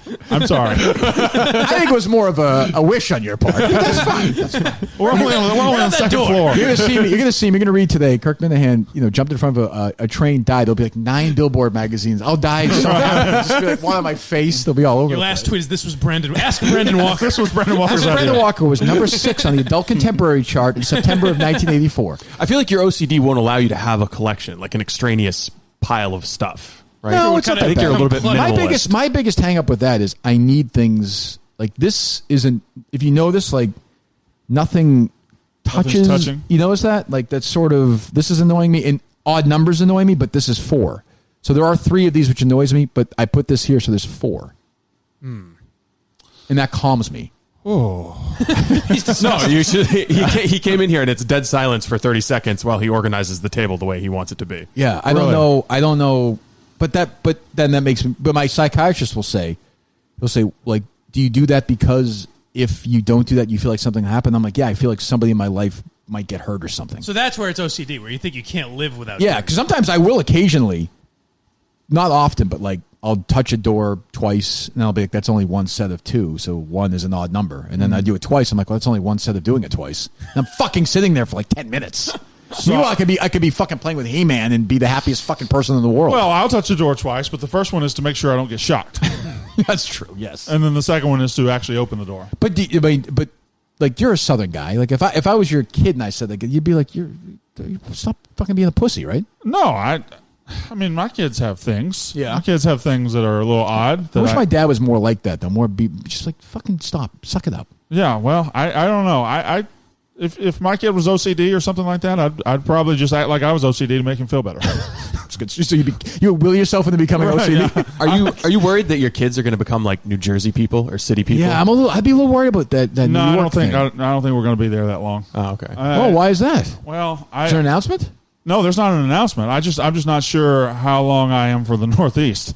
Really? Are you not being able to take your kids hunting anywhere in New Jersey? Sure you Well, can. I don't hunt, But you could you could you definitely could in do New that in Jersey. for sure. Like they do bear hunts with bows, right? But there's a shitload of open area in New Jersey. Yeah. Like when you get I thought it was just a big turn. when you get west of like Paramus and everything. you're out in the middle of the country at that point. What are you laughing at? So Steve? Thought it was just a big turnpike. But I'm actually not a hunter. I'm an aberration in Mississippi and in my family. I just don't do it. Oh, okay. I thought I heard you say yesterday that You're a you what? wanted to hunt when I'm sorry. you're. I'm an aberration in my family. I'm an aberration. I yeah. got you. Yeah, an outlier. Oh, your family does. What do you think he was claiming Native American I status? thought you said abolitionist. I was like, what the fuck is he talking about? Sure, there were some of those in my family too. Well, but so you think you would move back and do your shit from yeah, I think there? I think I'll do 3-4 good years in New York, try to stack a little cash, and then try to get back to Mississippi. But you could work from there at still that do point. I would From think so. Washington. I would think so. Yeah. I would think, especially by that point, I will be established enough where I'll be able to fly in and do whatever I need to do. I was saying this yesterday, and you probably understand this too. Like the thing I was most worried about with this merger was that Erica would leave, because in these mergers all the time, that not that she would leave willingly, but Yeah. sometimes like, well, we want to try, and that would have fucking freaked me out. I would have considered quitting. Well, honestly. you consider her your biggest advocate in the company, right? Yes, my only advocate in the company. I think they're Brandon You got Walker more now. advocates. Big Cat's an advocate. Big Cat's an advocate. True, that's Riggs true. is an advocate now. You guys have KFC's an made up. advocate. I mean, No, KFC's, He was. KFC's. KFC's, This week. KFC's an advocate. no, he All is. right, But my point is, but you know what I'm saying. Like I consider, yes, no, I'm being sarcastic, but like it's wonderful that Riggs is my advocate, but he's not going to help me. Yeah, that's You know, I mean, I love him and everything, but Erica, Dan, I mean, Dave is, but you know, but Yeah. I don't know. So like if there's, maybe it's different because you're just a nice guy, but like, I don't know, do you bitch about stuff to anybody, or do you have questions, or do you, No, I really don't. you're Pushes smart. against You're physical fucking with so much smarter than I See, am. when Teaches him a lesson. I do, That's true. I got lucky in that Big Cat kind of took to me immediately. Yeah, he saw you as a I don't know what he saw me character. as. Yeah, I know. I get it. But he took to me immediately, so I've got him that I can go to without having to go to Dave or Erica. So what's an example? Well, I just like I did the bed check the other night. Yes, I was there. I was part of it. I did. You were the first one, Yeah. and it went over well. It was a very funny video. I liked it. It did very well for me here in Miami. Well, on the way in, I stopped in Big Cat's room, said, "I don't know what I'm doing this week. Give me a couple of ideas." He gave me a couple of ideas. One was the bed check. I didn't ask any questions. I just went and did it, and it was funny as hell. Perfect. So Big Cat just kind of keeps me on the right path of what he thinks will be funny for my character or me to Right. do, which He's I good don't with have that. a That's character. why he helped me when I was in New York when I didn't have anything to do. So Well, he's good with that type of shit. He is unbelievably like he's just supportive. Like he'll reach out even to me once. I'm like, yeah, it's fine. Don't worry. You know, when shit happens, 'cause He's incredibly helpful, incredibly nice. He's That's what the Vox reporter Just said. a great man. that's why. Yeah, he'll help out like a Vox reporter who needs information. Notice how quickly he shot down the idea of the rat hunt video yesterday. He did. I that's thought true. it would be a funny video if Big Cat and I did Good Cop, Bad Cop and interviewed different Barstool employees to see if they were the rat. And it's the perfect two And- guys for that. I And at feel. first he was like, "That's a good idea." And then he was like, "Well, I don't know. Maybe it's not such a good idea." that would be a hilarious video. Yeah. well, Big Cat killed it. yeah, which is interesting. Makes you wonder. But in that scenario, would the bad cop turn on the good cop That happens sometimes. and try to expose him as the rat? That happens. That happens sometimes. By the way, in the story about the rat, you completely botched the deep throat metaphor when you're saying that when your justification for Deep Throat's motivations in leaking is because he wanted to be the guy who provided a story. No, to no, Washington no. Post. Mark Felt's a bad example, but other historical examples, that's definitely the case. Yeah, with some other examples, but he was pissed off because he wasn't the. I know. I know all about FBI it. director. I know Mark Felt is. I know. I know. I know he is. Didn't sound like it when you were talking to Big K. I was saying for years that Mark Felt was Big Deep Throat. Really? Yes. Hal Holbrook plays him in the movie. Is this in writing somewhere? Hal Holbrook, yeah. don't know what they're Early talking Kirk about Minihane will either. have it. We're talking about all the president's men. That a boy. Hal Holbrook. Yeah, see? damn it. See? Sorry. All right, I'm the only one. Hal Holbrook plays him in the movie. He looks just like him. Look it up. yeah. He looks just like him. It's fucking bizarre casting. Yeah, but you You're trying to- barely see Hal Holbrook's face in the movie. A couple of scenes you do. I guess you see. It's one of my favorite movies. You see his profile, right? Yeah, it's one of my favorite movies. No, a couple of times they meet in the garage. It's the only scenes he's in. I've only seen it once. I saw it. I just great saw it for the movie. first time a couple of years ago when Bill Simmons and the Rewatchables did it. With William Goldman. Yeah, Who wrote the script. I yeah. decided to. I was like, well, this sounds pretty fucking good, and I sought it out. It was Awesome. on Netflix at the time. It's not It on was? there anymore. Oh, it's not there anymore? I always wonder about, like, Netflix deals like that. Like, why would all the President's Men just go away? I don't These know. movies Like, I suck. watched Goodfellas on Netflix like It's 6 gone months now, ago, right? and it's gone now. Yeah, I don't. Well, it's like the Disney stuff.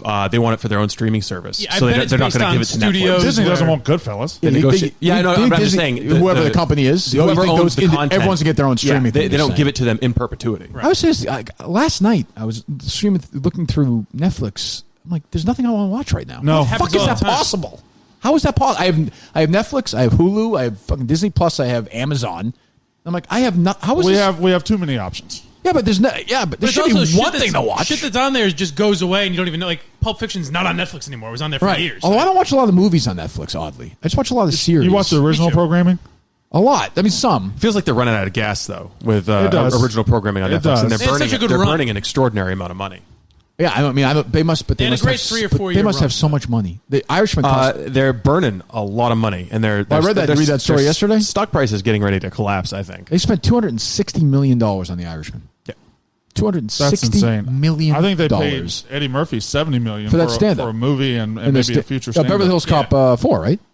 No, Didn't they announce that? I don't or know no? if that's on the Dolomite. My was name on is that. Oh, the Dolomite movie was. Dolomites You my And got it is- paid for that much money for that? Oh, and stand up. And I think that's what they wanted, Chappelle right? Chappelle got $60 million for the 3 stand-up specials. Yes. Look, we all Chris love Rock got we a all shit love ton. Chappelle. He's the greatest. Is that worth $60 million?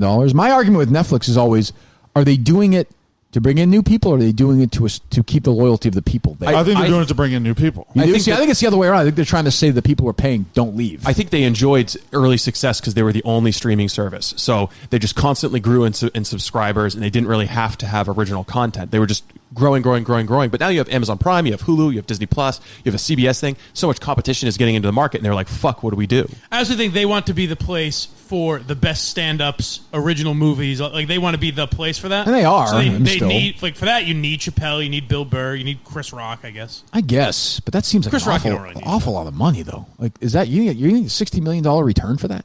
No. Eddie Murphy, I could see, I guess, but even then, $70 million. I don't know if I can because money's just different these days. Barstool's a fucking $450 Yeah, million. but I actually understand that. Yeah. Like I do, because you're with a gaming company. There's that whole thing. Yeah. I mean, you do a thing with MGM, right? I do with several gambling sponsors. Sorry. Is MGM one of them, or MGM Yeah. sponsors Walk the Line. Mike's done some work with Yeah, my MGM as bad. well. What's that? Sorry. He got kicked out of an MGM thing trying to. he made me. He told me to. Did not. Mike has a lifetime ban from So I any have MGM a bit of a property. war with the Boston Red Sox. Sure. And Mike, Sure. Mike rational. This is a completely sense. reasonable Well, thing They to didn't say. send me a media guide in 1988, and I never fucking forgave them. Oh, Mike Greenwell was on the cover. In 88? I have no idea. It sounded good. That was his big year. He Yeah, I finished know. second MVP that year. I know. To who? Kirk Gibson won in the National League. I don't. Hold on. 40-40. Oh, Canseco. Canseco, yes. 42 home runs, 40 stolen There bases. you go. See, I could do this. I know. could do You this. You guys could do it. We You guys do could do a great what we sports call podcast. it. We don't do a sports show. We do a 1980s/90s sports show.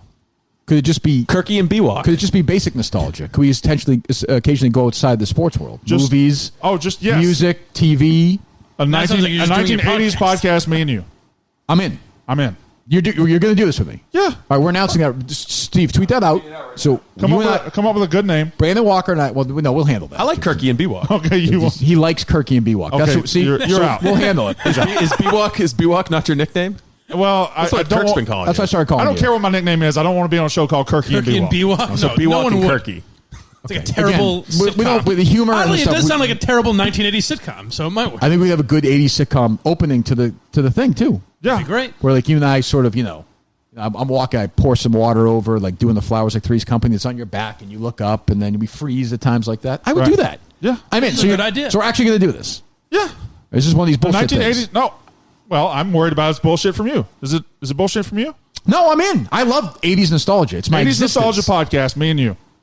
Done. This is great. Tweet, This is great Steve, tweet news. that. Once it's out, it's out. This has been a good news day. Is he tweeting that right now? Yes. Okay, What, good. You have a problem with that? No. Maybe don't tag I me. don't want him to. Make sure he's not tweeting Kirky and Bewalk. Boy, how are No, we going to no, do it? no. You're in New York. I don't know.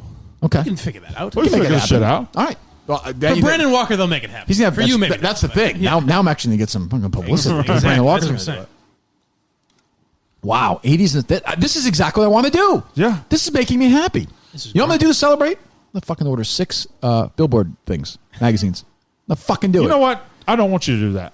I'm going to order them, and it's going to be my gift to you. Oh, my goodness. Don't do that.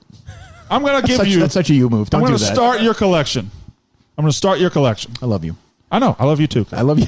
This has been. How about this? How about this week? Is this week In a been lot of ways, unbelievable? I An think- emotional roller coaster. I didn't know. I didn't come to Miami to fall in love. You know what? Sometimes love finds you. It I does. think Brandon Walker may have changed your entire life in a lot of ways. Like, Yeah, I'm not look in at- this investigation anymore. Let's move on to this other Right. stuff. Like this show is only going to be about nostalgia now. Right. Yes. Well, I So- can't separate the Are two. we going to go year by year, or are we just going to bounce around? I think what we're gonna do is we're gonna get a little. I don't even have your phone number. This is so. I'm in love with. I don't even have his phone number. It's so weird. It's so weird how love works. We're gonna text some ideas back and forth. Okay. And maybe one week you'll want to do something from 1987, and I'll say sure. Yeah. Is this a weekly podcast? Bi-weekly? Maybe every well, monthly? Whenever we have the urge. Could be. Whenever you got know the what? time. Could be every day. Oh, my goodness. Could be a couple times. Who knows? The 80s is so stock full It's of vast. nostalgia. Right. Yeah. Now the 5-year difference, I'm a little worried about. Oh, Well, I think it adds a contrast. Yeah. That's good. Well, but like I'm gonna guess you're more into early 90s, mid 90s than I Correct. am. If I had a decade, I would say 85 to 95 is my nostalgia window. Okay, I'd be willing to go 83 to 93. 83 to 90 would work. But I could even do up to 93 if you want. 83, I was 4 years old. That's tough. It's tough. That's tough. But I would- 85. All right. Okay. I can remember. Can you remember like the first World Series you watched, the first Yes. Super Bowl? I can remember. My first World Series I watched was 85, which was Kansas City. How St. old were you Louis. then? I was 6. Okay. I remember watching it on TV. So my first NBA finals I can remember is the 81 finals, Celtics Rockets. With my dad and my old Larry house in Bird pulled Billerica. off that play where he shot the ball, it went off, and he rebounded in the air. With and his shot left it. hand. Yeah. One of the greatest plays ever. Cedric Maxwell, MVP of that finals. I was 6 years old. Okay. This is, so 81. That's about the 81 World Series, the first World Series I remember, Dodgers-Yankees, the strike season. And Super Bowl, I remember, the first one I remember was the, it was 85 season, it was January 86, it was the 85 Bears Tough game. beating the Patriots. Tough game. Patriots were actually up 3-0 in that game. Tony Franklin kicked a field goal. 46-10. Yeah, they scored one. It was Tony Eason? And Grogan, yeah. And Grogan, yeah. MVP of that game? Did they give it to Perry or did they give it to Richard Dent? Richard Dent. Yeah. All right, maybe I won't listen, but it's a good idea. It's not for everyone. It's not for everyone, but we're enjoying ourselves. And I forgot we were doing a podcast. And Walter Payton was pissed off because he didn't get a touchdown. Which was kind of a dick move. That was falling into the pressure. It was, but there was also kind of a. I mean, if you got to be happy you won a Super Bowl. I agree. Too. I agree, but I agree. But also from that was you could go right in the billboard because Super Bowl Shuffle was almost a top 40 hit. I don't think it cracked the top 40. I thought it got into the top. You 40. might be right, Brandon. Or was but it, hey, you know what? Let's hold off. Save it for the podcast. You're ruining episode 1. Let's not give the Minute fans everything here, okay? How are the Minute fans going to handle the fact I'm doing an 80s install? I think they're going to love it. They're right now reacting very positively to it. I think they're going to love a happy Kirk Minihane. They get enough upset Kirk Minihane. I think Brandon Walker's just made a lot of friends as well. The this would be a good outlet big for Brandon Walker. You think so? A good outlet. Just plug into your happiness. What are you going to do if I'm in one of my moods that day, though? I'll probably react poorly. You're not going to try and bring me. See, I feel like you could break through it. I feel like me, you would just overwhelm him with happiness and good vibes. Because I mean, there are times where I am enough that very difficult to deal with. I just want to tell you this while I'm in a good mood. What percentage of time would you say that is? Not much, like 75-80% of the time. But I want to, before we got in this partnership together, I forget if it was Lewis or Clark. One of them suffered from real depression and wound up committing suicide. I wish he had told the other guy that. I'm not sure he did. How good of friends were Lewis and Clark before the expedition? I don't know that. Well, that's a different nostalgia decade we're going to do. We'll see how the 80s work. work. A very old person for that. Well, I'm just saying, Well, Meriwether Lewis was either murdered or committed suicide. Okay, I read the Stephen Ambrose book, I don't know. and I think he thought he committed suicide. No. I don't know, which was an excellent book, by the way. Lewis and Clark. Yeah, so I don't know. Good stuff. Well, I'll hand it over to my fans for the podcast title. You hand it over to yours. Okay. We'll get working on it. Mike almost seems like he knows he's I'm being pushed out. The change of somebody else at this point now. Well, the chemistry, I get it. But I just don't know if you can be there because. Oh, no, he's not. He's I wasn't even born. I was born in '91. Just in this conversation, you were like, "Well, I'm not going to listen." Yeah, he's a snob. He's a fucking comedy snob. He's one of these guys. The critics are. We'll block. Right. We'll block him. You'll get blocked. I get it. You'll get blocked. So are we going to have to have? Too highbrow for you. Are we going to have like nostalgic sponsors for it too? Yes. Like brands that were hugely popular in the '80s. Sponsor. Me and Brandon get each other too. Value Jet. Yeah, I think we're going to have different Eastern sponsors. Airlines. Yes, I think we're going to have random sponsors. I think so. All right. Well, Brandon, thank you very much. Think what we accomplished here. This is we just made a fucking cash cow for this company. We just made a brand. They might have to. You know what? It's a $600 million company now. I'm saying they have to revalue the company. I'll say it. I was just checking their stock price. It's over 30 now, and I think it could have been because of something Portnoy said, but I think it's something that Big Cat. It's up to 31.47 in the last few minutes. Gentlemen, I appreciate you letting me into your little world for a second. All right. Well, let's get to work on that for real. No, let's do it. All right. Okay. What a day. We'll talk later when we see each other. Sounds good. All right. Thanks, guys. Thanks, buddy. Thank you, Brandon. Great Brandon Walker, co-host of a huge upcoming podcast. Unbelievable. I mean, just like that. That's how it's done. Kirky and B-Walk. That's not the name of it. It's not the name of it. B-Walk and Kirk. Will this podcast happen? I think you guys can do one. Yeah. That's good. I'll embrace my nerdish side. It'd be great if we were just shitting on him as he walked out the door. Like, fuck no. No, I think it would be. You might not. It's not a weekly thing. No, I think it's. I think it's when you visit New York, if the two of you get together and do a monthly thing, a few maybe year by year, bi-weekly, whatever. Year by year might be a better idea. Yeah, go through the '80s with me and Brandon Walker. There you go. Who doesn't want to hear that? That's right. It could be a series. And honestly, X amount of episodes. It's a muscle I can't really flex with you guys. For sure. I was born in '91. That's what I'm saying. I was born in the '80s. But I'm saying, you guys could do like a late night. Like I wouldn't be able to participate in that because I was an adult by then. Right. So you got to kind of embrace that. I understand. I'm in. I'm doing it. Excellent. What a day! Unbelievable. Think of what we've accomplished today. And you know what you've done this week is you've come across as a likable, fun-loving guy that we all know you are. Mm-hmm. And also, you've made friends with kind of an insider. Like now, It's people almost might weird start like saying, that. you know, It's almost weird like how that works. exactly. And I gotta say, like, who cares about this transgender story? Like, enough already. It's just, we got it. You know, hey, got it briefed. Who done. cares if people are lying? What's the big deal? Is anything going to change in my life? Exactly. That's why you can go back to the Cocoon of like '84, Right. or the film Cocoon, which we'll probably talk about, where it's just much safer. You don't have to worry about any of this stuff. Exactly. Elkhart, Indiana grocery stores. What are we doing here? Gives a shit. Come I mean, on. really? Let's have some fun. Place a few Like, bets. I get it. Oh, be consistent. All I want is kids like, fuck that guy. Give me some examples. I didn't write them down, asshole. Yeah, like what else? What do you got? Anything else? Anything else? Anything else? Anything else? Oh yeah. Let's mock a poor kid who's making a list of the celebrities. So what? Oh, I'm being sensitive, but if we go back at him, then he's being sensitive. Right? Yeah. Oh, you don't. It's a lot. It's just a lot. It's too much. You know, like so Kevin Cole makes shit up. Right. Again, like my cash is. You know, my check's cashing. Listen, baby. I'm playing golf. Like, what's the difference? I'm reading books. Place a few bets on the Super Bowl. Relax. Well, that's the other thing is we got gambling to worry Watch about. Rough too. and Rowdy. Bet on that. And then, Fucking A. And then talk some 80s. I can't wait to. I'm actually doing Rough and Rowdy with those guys. I can't wait. Excellent. Yes, you can't wait. Dana White is not. What? Dana White bailed. canceled. He did? Yeah. Yes. I didn't know this. I thought A it was kind of big. surprise scheduling conflict. Is he doing the show with us tomorrow? I haven't heard about that. That but he's actually gets interesting. He's not calling MMA fights because just out of Rough and nowhere. Rowdy, you mean, or? Yeah, he's not calling the game or the fights. Out of nowhere, he has to Game? go to parents' night for his college. It seems his like kids' college. You have What? kids. You have kids. You so would know you'll- that for months before. You have kids, so you'll know better than me. It seemed like a weak excuse. You would know that for months What's before. up, everybody? Dana White here. I was supposed to be at Rough and Rowdy this weekend commentating, but I wanted to be there, wanted to see the fights. It's kind of a bittersweet deal for me. My son just got accepted to college. He's going to play football down in USD, and this weekend is Parents' that? Weekend. So South Dakota? obviously a massive Down in USD? schedule conflict I don't know for what me. USD would be. Well, I guess the way Mike so looks I at the won't map. be there, but enjoy the fights. Have a good time. So What was Dave's reaction? Oh, San Diego. I don't- San Diego. Oh, yes, that's right. I don't think I've seen his reaction. That's very strange. Yeah. That doesn't. But it also doesn't seem like if he just got accepted, why would he be going to parents? Well, I mean, they do like Is that what they do? I they don't do even like know. a thing now. I think, but it's also it's fucking January. Like, what do they? I don't understand. It didn't make any sense to me, but But I will say, like, there's no motivation for him to lie about it. right. Like, it doesn't. It's not like he's one of these guys who would run away from Barstool. I mean, No, he loves the him. company is his company. Robbie's Just No, He controversial. says he's going to do the next one. So you think he just fucked up?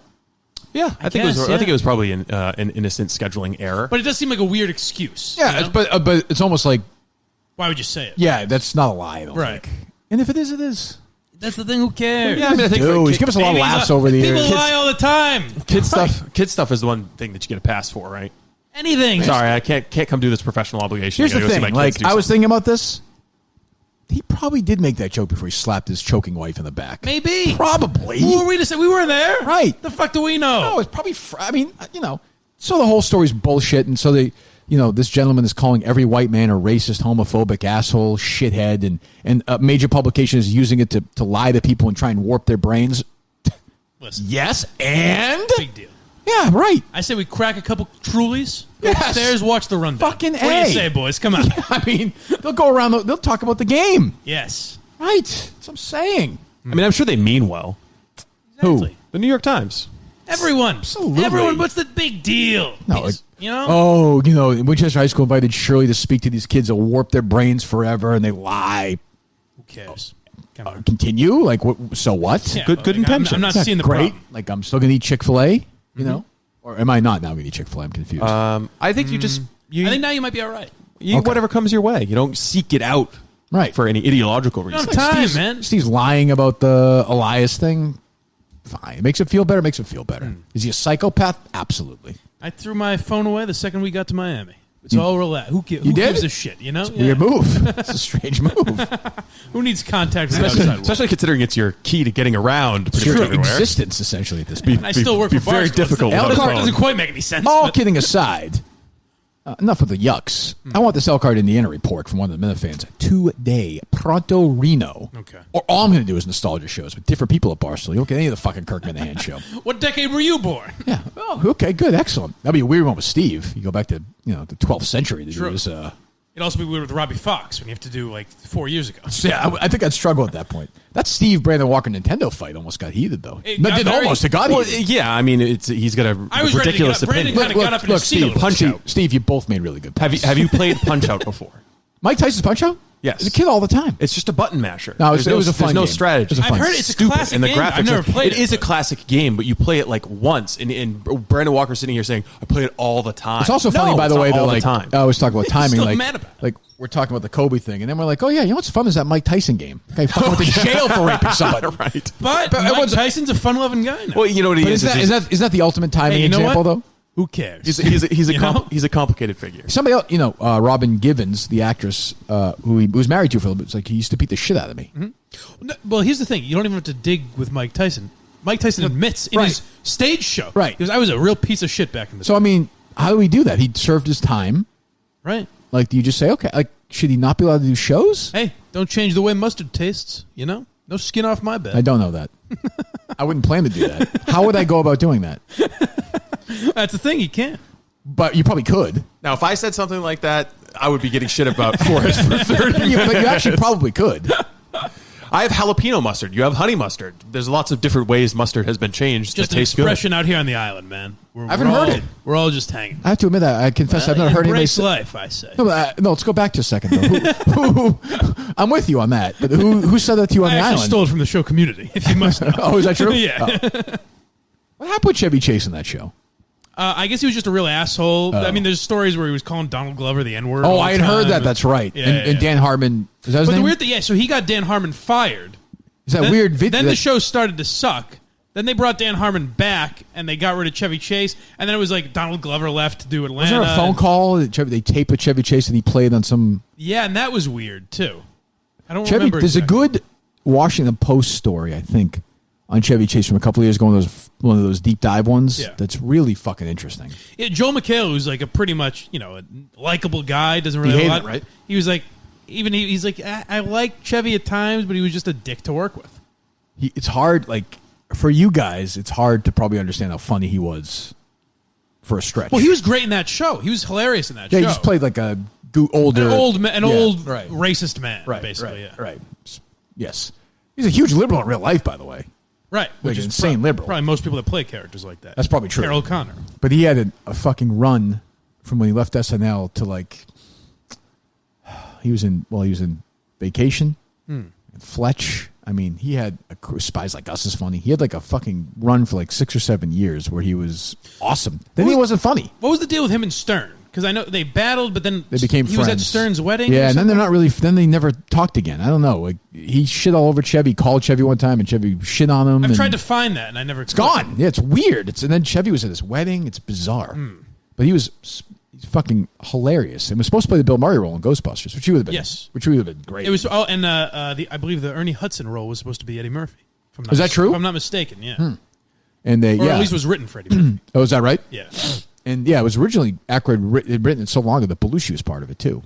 Oh, Jesus. When he started thinking about it, because he's but it's weird when guys get that old, they're not that funny anymore. Yeah. Dan Aykroyd's not funny. No, it's you have to find the right. Steve Martin can do it. Fred Willard is very funny. Yes, Eugene Levy's still very funny. Guys like that. Steve Martin, I think it's where sort you of kind of embrace. You know what? You know who it is? Is that guys that were always kind of an old man. That's true. Even Martin Short in a way. I imagine, is Seinfeld still funny? Talking, yeah. I don't think his act is... But I never... I love the show Seinfeld, but I never thought Seinfeld's stand-up really got me. No, me either. Yeah. Yeah, it never really worked for me. I actually listened to the last episode. I'm telling you, this Chasing Cosby podcast is awesome. Maybe I'll listen to it on the 4 episodes in. They're only 30 minutes, too. Oh, perfect. Maybe think of that, because the last episode was the unbelievable, the Cosby thing, while it's breaking in 2015, which is crazy, it was that long ago. While it's breaking, it's the biggest story in the country. He's still doing these shows in Atlanta and all these places. Yeah. And at one point during the show, he's talking to a woman, and the woman's struggling to talk back. She's like, "I'm sorry, I need a drink." And he's like, "You don't want to do that around me." Really? Yeah. like, Jesus Christ. I remember hearing that he was getting heckled at shows, but I didn't know that. And then one guy yelled, "You're a rapist" at the show, and Cosby was like, don't do that. But that I remember, yeah. It is weird to me. I don't want to give too much away. I'm working on writing something.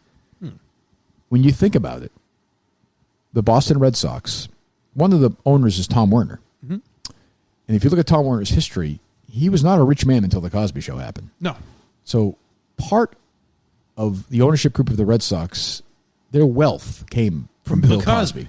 Bill Cosby is a reason some certain people own the Boston Red Sox. And if you look at what Werner knew and didn't know, and what he was going to do, he was willing to go back into a show with Cosby, which he was going to do. Remember, there was an NBC show ready to go. Yeah. After 2005 happened, after all these women spoke up, not as big as it the second time, but people don't remember in 2005 when Andrea Constand did this, there were 13 women ready to speak.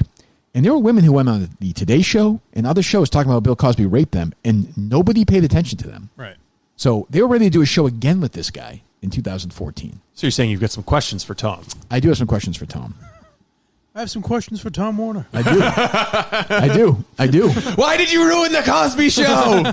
I'm just curious what he knew and didn't know. That's all. It's a good question. And by the way, but is it really worth it? You know? No, it's not. That's what I'm saying. And by the way, I took him off my list. I probably shouldn't have done that today, because today is Gene Hackman's 90th birthday. We'll do today is also Big Cat's birthday and Riggs' birthday. And Riggs' birthday. Gene Hackman, born January 30th, 1930. He's 90 years old. My favorite actor is 90 years old. Is he back on the list? He's back on the list. De Niro out, Gene Hackman in. De Niro out. All right. Well, I got to keep RuPaul in. Of course. Steve, any thoughts on the list? My list hasn't changed. Okay. But any thoughts on Justin's list? You know what? Maybe I was too hard on him. There you go, baby. We're all just hanging. I think I got an idea for some video content. Justin and I'll shoot it. Just Justin's lists. Okay. I would say that Justin's list is more depressing than Schindler's List as a work of art, to be honest with you. And frankly, more tragic. Oh, certainly. And frankly, as a work of far art, more without a tragic. doubt, yeah. Like it's, put it this way. The lows are lower. That's what I would say. I think we've been doing a lot of elevating, Kirk and Mike in our content, and not enough of Justin after what we saw yesterday. So I think you guys should put out minimum 20 minutes. Personality plus. That's what I would say. He's a very odd looking human being. Justin? Yeah, and he has to get every human being is odd looking. Why does he wear? Do you think like Jimmy Garoppolo is odd looking? Yeah, in a way. Beckinsale is odd looking. I mean, every human being is unique looking and odd looking. Why do you make? Why makes Justin particularly unique? Well, if you put Brad Pitt listen next to the beginning of the show versus the end. I know. Jesus, the fuck. You put Brad Pitt next to Justin the intern. I would think one of them is more odd looking. I would than the other? say by how we define it in history, one is more odd looking than the other. It's fair. Well, I would say one more. I mean, you're not gonna fucking argue this. One more approaches the traditional standards of masculine. Okay, one beauty. is more attractive than the other. Yes. Okay. If you had to give one of them oral constructs. sex, who would you give it to? Justin. You I know would? him. Yeah, I know him. I don't know. I did not think we were gonna go there. I know him. I know you've made this argument a lot more. Like you want to suck the more attractive guy's dick. Not even that, but like, what if I feel like Brad Pitt would look down on you and it'd be like a dirty dick. He wouldn't feel like he needs to wash it. Justin would be like, oh, he doesn't wash in general. Wash he's not very dick. clean. I think as he's gotten older, I think he's moved away from that image. Don't you? I don't know. I thought that was just. He's about to win an Academy Award here next week, which is crazy. He was good in that. It's a lifetime award. That's just what happens. Like they just It's very crazy. It's very upsetting. And Leo was good in that movie, but it just wasn't. I don't know. It wasn't a Tarantino. Was he nominated? movie. I don't remember. DiCaprio. No, right? I can't remember. He I think he might have been. I think you're right, and that's crazy. Yeah. I mean, he's given 50 better performances than that. But it doesn't matter. Joaquin Phoenix is going to win anyway. But again, I can't believe Pesci wasn't nominated on. It's the year he was nominated. White male race. They were both nominated for supporting. Well, they were. Were they not nominated for a Golden Globe or something? Maybe they were. I thought they were. I don't know. But they were. De Niro was not nominated, but they were both nominated. Okay, good. And that's Pacino's first nomination. Pesci should win. He won't though. No, he'll win, and it'll be fine. You ready? You excited for the Academy Awards, Steve? No. You're not going to watch them? Unless I have to. We'll be driving back from fucking Madawaska, I think, that night. Yeah, I don't really care. It's that weekend? Yeah, it's next weekend. It's usually later in February. That's weird. And they moved it. I don't know why they moved it super early this year. Anyway, so happy birthday to Gene Hackman, who you guys probably don't even know. I know of him. Yeah, he was in some movies. Like? Superman. He was the villain in Superman movies. He was Lex Luthor in the original Superman. And he was good in that, wasn't he? Yeah. That's all you know him from? No, there's some other movies that he's been in that I've seen. It's not in Top Gun. Can't think of them. No. Crimson Tide? Oh, I haven't seen Crimson Tide. Unforgiven? No, I don't think Hoosiers? I've seen Unforgiven. Hoosiers, yeah, he's the coach in Hoosiers. Norman Dale, yeah. He sure was. You know Mike or no? Not really. Yeah. I haven't seen any of those. I mean, I know who he is. Obviously. I know him mostly from South Park, when he was a character on South Park with Christopher Reeves. Well, of course. That's right. Leave that alone. Why? Christopher Reeve's a nice guy. He didn't write the episode. I know, but I feel bad. I always feel bad. You're acting like I made a Christopher Reeve. I always feel bad for Christopher Reeve. I do. I have to. Well, he's dead. You can stop feeling No, so bad. I feel bad. And his wife died, too. Very Poor sad. fucking kids. Not that you care. You're too busy don't really. waddling around Maine. I don't care about nothing. Miami. It's not your mustard, right? Don't change the way mustard tastes. I will not. I'll do the best I can not to do that. I'm not saying you do. I'm saying it doesn't change the way mustard tastes. Life, you mean? Yeah. Just the stuff Anything going we on. do. Steve Yeah, looks we can dig frustrated. on this What are you story. frustrated about? Nothing. Ain't going to change the way mustard tastes. You know? What if it does? I'm just pondering the wisdom of Saying it won't. Mike right now. Well, think about it. It's right. I am thinking about it. Does it have to be That is just true. mustard? Can it be Well, ketchup? you could apply it to anything. You just sure. like the way the mustard sounds. Yeah, nice. right. Yeah. It's nice. What is your plan for the rest of the day? Both of you gentlemen. I don't know. I have radio to do here in a couple This is Justin's leaving at. I think he's heading to the airport at like 4 or 5 o'clock. Is that true? Yeah. So I've only got a few hours to make some content here. How about you, Steve-O? What's going on? Get the show up. Probably do a blog about it. About you and Brandon Walker. Put out some promos. I will be live tweeting your Barstool Radio appearance. Oh, God, that's right. I'm on there again. Yep. Anything else happening in the middle? I don't know. I might take a wander over to Radio Row to see what's going on. But I don't know what kind of trouble. What am I troubling in Radio Row at this point? I know. So even that, I mean, I planned on doing it, but even I was kind of like, who's without That's EI the thing. there? Yeah, it's kind of like, what am I going to? I mean, you might run into a random Yeah. national, but like, they're just going to fucking be like, fuck off. Mad Dog Russo. I might see him maybe. I don't know. All right, so thanks to Brandon. Thanks to Simply Safe. Obviously, thanks to Milton's. Thanks to Steve for providing the show a crazy lift-off at the start. Of course. Thanks to the Minifans. We have some digging to do, okay? We have some investigation to do. Get to Elkhart. Let's get moving right now on that, please, because people in Elkhart are not going to help us. No. We've learned that today. That was clear. Oh, they're too busy. How many grocery stores do you think we've called in the last few months? 5. That's I was it? going to say 5, 6. Okay. Yeah. At least. The guy we talked to, that was a Hardware store. How could I forget that? The firefighter. Yes, well, you don't think he is. No, I believe he is. You ripped him. I did. You did? That was me, yeah. Oh, he didn't like you. Is that He what it said was? he made some disparaging remarks about me. Amazing. Well, Nobody no, nobody we likes asked you. him. We asked him what he would think Literally, of a gentleman nobody who would say likes that you. North Our- Dakota is on the West Our Coast. advertisers have not liked you. No. People who are middle of Dave Portnoy. It's weird. I don't know what that is. Yeah, I don't know. Maybe there's something going on about Mike. Big Cat likes me. That's true. You think you would The be only- the more the only man in likable America. of anyone on the podcast? I would have For thought sure. so. For sure. Yeah, right? Yeah, they hate you. Although the listeners mostly like you. Nah, not all of them. 50-50. Yeah. All right. So, Casey Smith tomorrow. As we wrap up the week in a different location, we'll find out where that is, right? Casey Smith and the And Jim ghost Murray. of Ronald Reagan. And the ghost of Ronald Reagan. No, I don't know. I don't think he's going to be here. No, that's Just too Jim bad. Murray. All right, big show tomorrow. We'll talk to you then. This was pretty reprehensible. I don't know how it can be anybody's idea of humor.